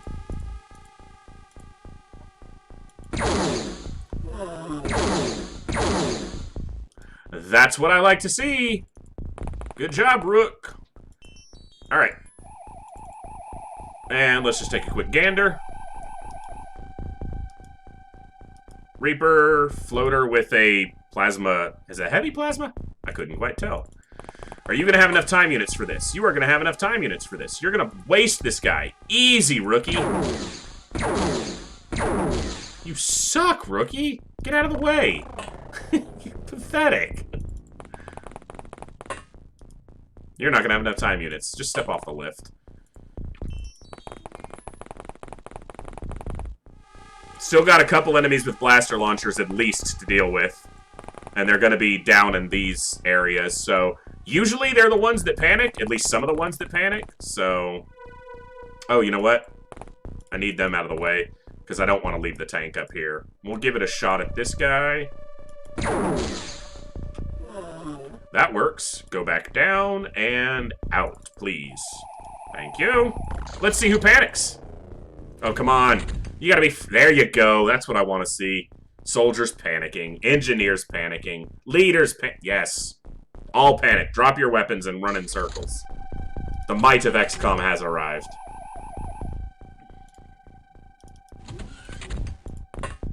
Who do you see, and where are they? We've definitely shot a hole in something. Oh, the roof. Yeah, that follows. That tracks. It's definitely what we did. What's up, Reaper? Yeah. You're a sad Reaper. That's okay. I'd be sad too. Okay, you come off because you don't have a lot of time units. You go all the way up and survey the destruction.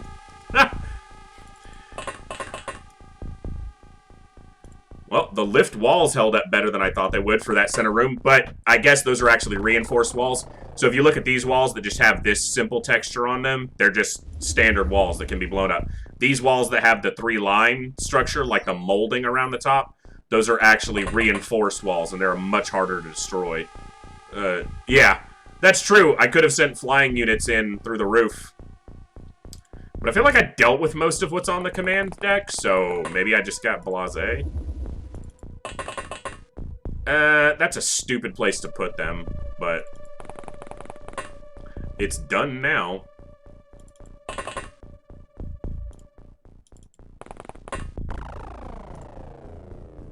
This is one of those missions where I get lulled into a, quote, false sense of security because we've done a lot of damage to them and we've panicked a lot of aliens, and then I'm gonna lose 2 or 3 troops just from being careless about it, so... Yep, that'll work. As long as they don't go berserk and blow up a power supply, I don't care. Medic will have a small launcher. Wow, he actually got a shot off on that guy who doesn't have a weapon. That guy probably had a blaster launcher that's laying on the ground down here. That's gonna be my bet.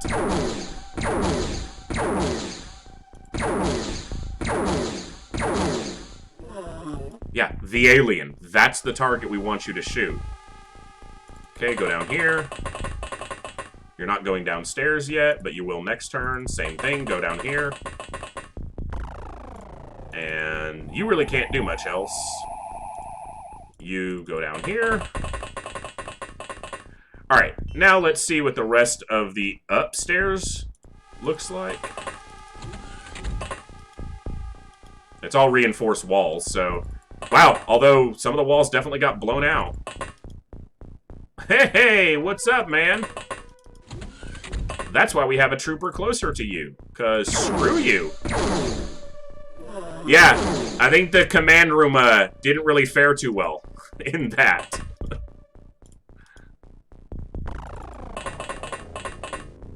Yeah, it took a beating there. That's what it's supposed to do. Alright. You just leave the ship. Can you move over here? Open that door. That way the soldier doesn't have to use the time units opening the door. And then you go in and go to the top, because need more people up here. In fact, just peek outside. See if there's anyone out here. Nope. Cool. Alright. Panicked. I'm betting those are the soldiers in the... Yeah, in the power supply rooms. That's what I was in the process of saying when he moved around. And they usually have blaster launchers. Are you still holding it? Doesn't look like it. How about you die? Oh, he had a heavy plasma. And there's only ever one in these, but always feel compelled to check. So I'm pretty sure we killed the one that was in here. And he had a blaster launcher. I said there'd be a blaster launcher on the floor. Sometimes I know what I'm talking about. Thank you, game. Makes me feel smart. Or at least knowledgeable in recording the continual patterns of this very old game. Okay, guess we already killed the guy from down here. And last one. Hello, anybody home? Yep, already killed them too. Alright. Nothing else out here. Move over here just to double check these few areas we didn't light up. Alright. So what do we got? Oh! Yeah, that command room, it did not fare well.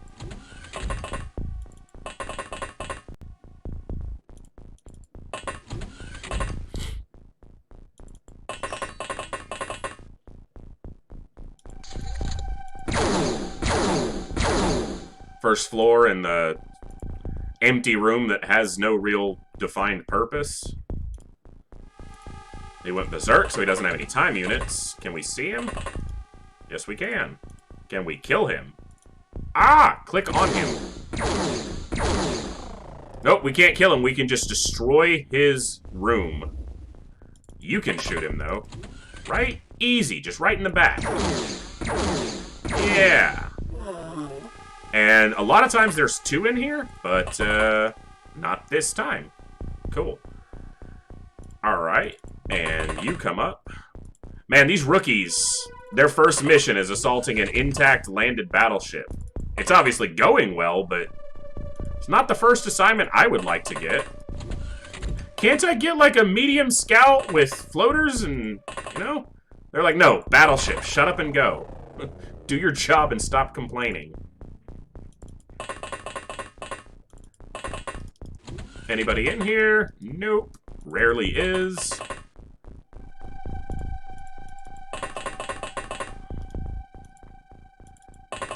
Let's take a peek. Nope. It'll be this room. Let's check. Nothing there. Oh, that door is... yeah. I'm just going to step around the corner. Let's wait to look into there till next turn just to be sure. Where are the last of the aliens? Leaders panic, soldiers panic. Sounds like two left. That end turn was very quick. Okay, nothing in the alien entertainment room. Destroyed their home theater. You can go this way. There'll be one in here. Somewhere. Because then you can come over here.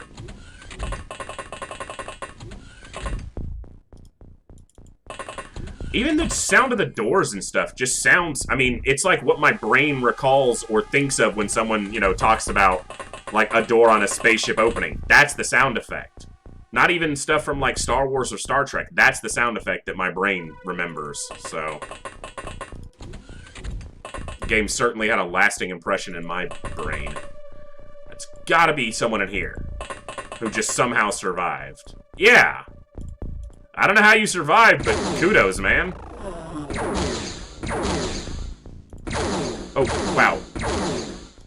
Yeah, screw that piece of floor in particular.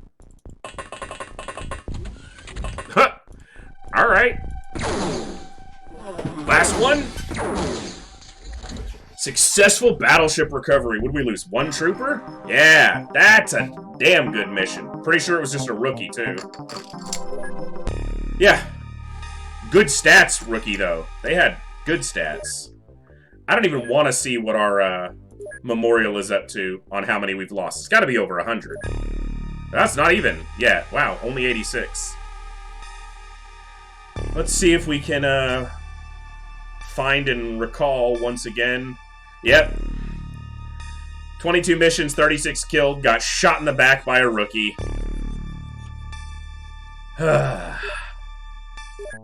Of course, it's 86 soldiers and at least 14 tanks, probably. So I'm sure our casualty number is actually over 100. Okay, Well, that timed out really well, so there are... yeah. So there are definitely some more ships to deal with. We obviously didn't finish tonight. We may not even finish tomorrow. I'm obviously not rushing towards the end game. I'm just enjoying going through these missions and enjoying the game again. So we got another battleship on the ground that the other Sky Ranger is en route to. We have the Lightning, and it's going to hit the supply ship we shot down in North America. But I believe you. So we'll have psionics researched by the end of the next in-game month. We'll have a couple by the end of, or the start of the next month.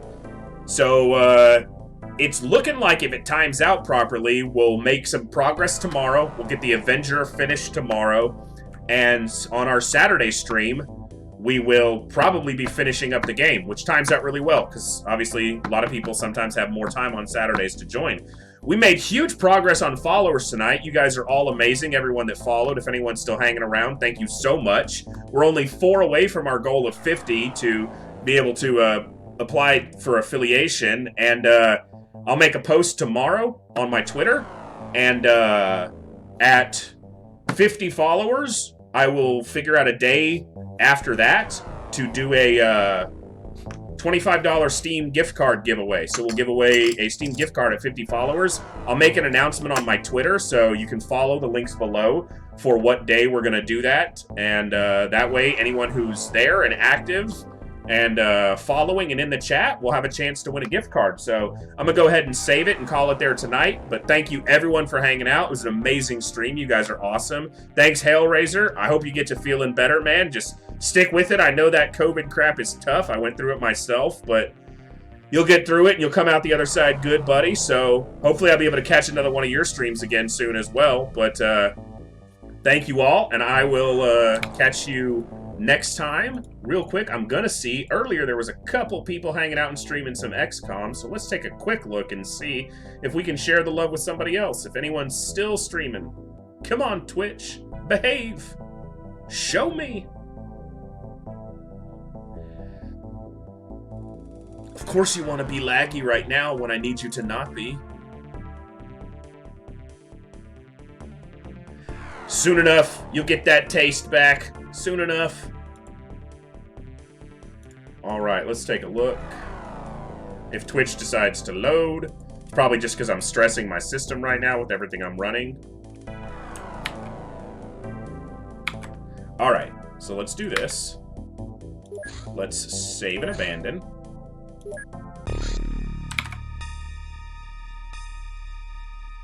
Alright, well, Twitch isn't wanting to load up right now, so I'm just going to go ahead and call the stream there. But I will see you all next time, right here in the Echo, where everybody has a voice. Thank you all, and have an awesome evening. Good night.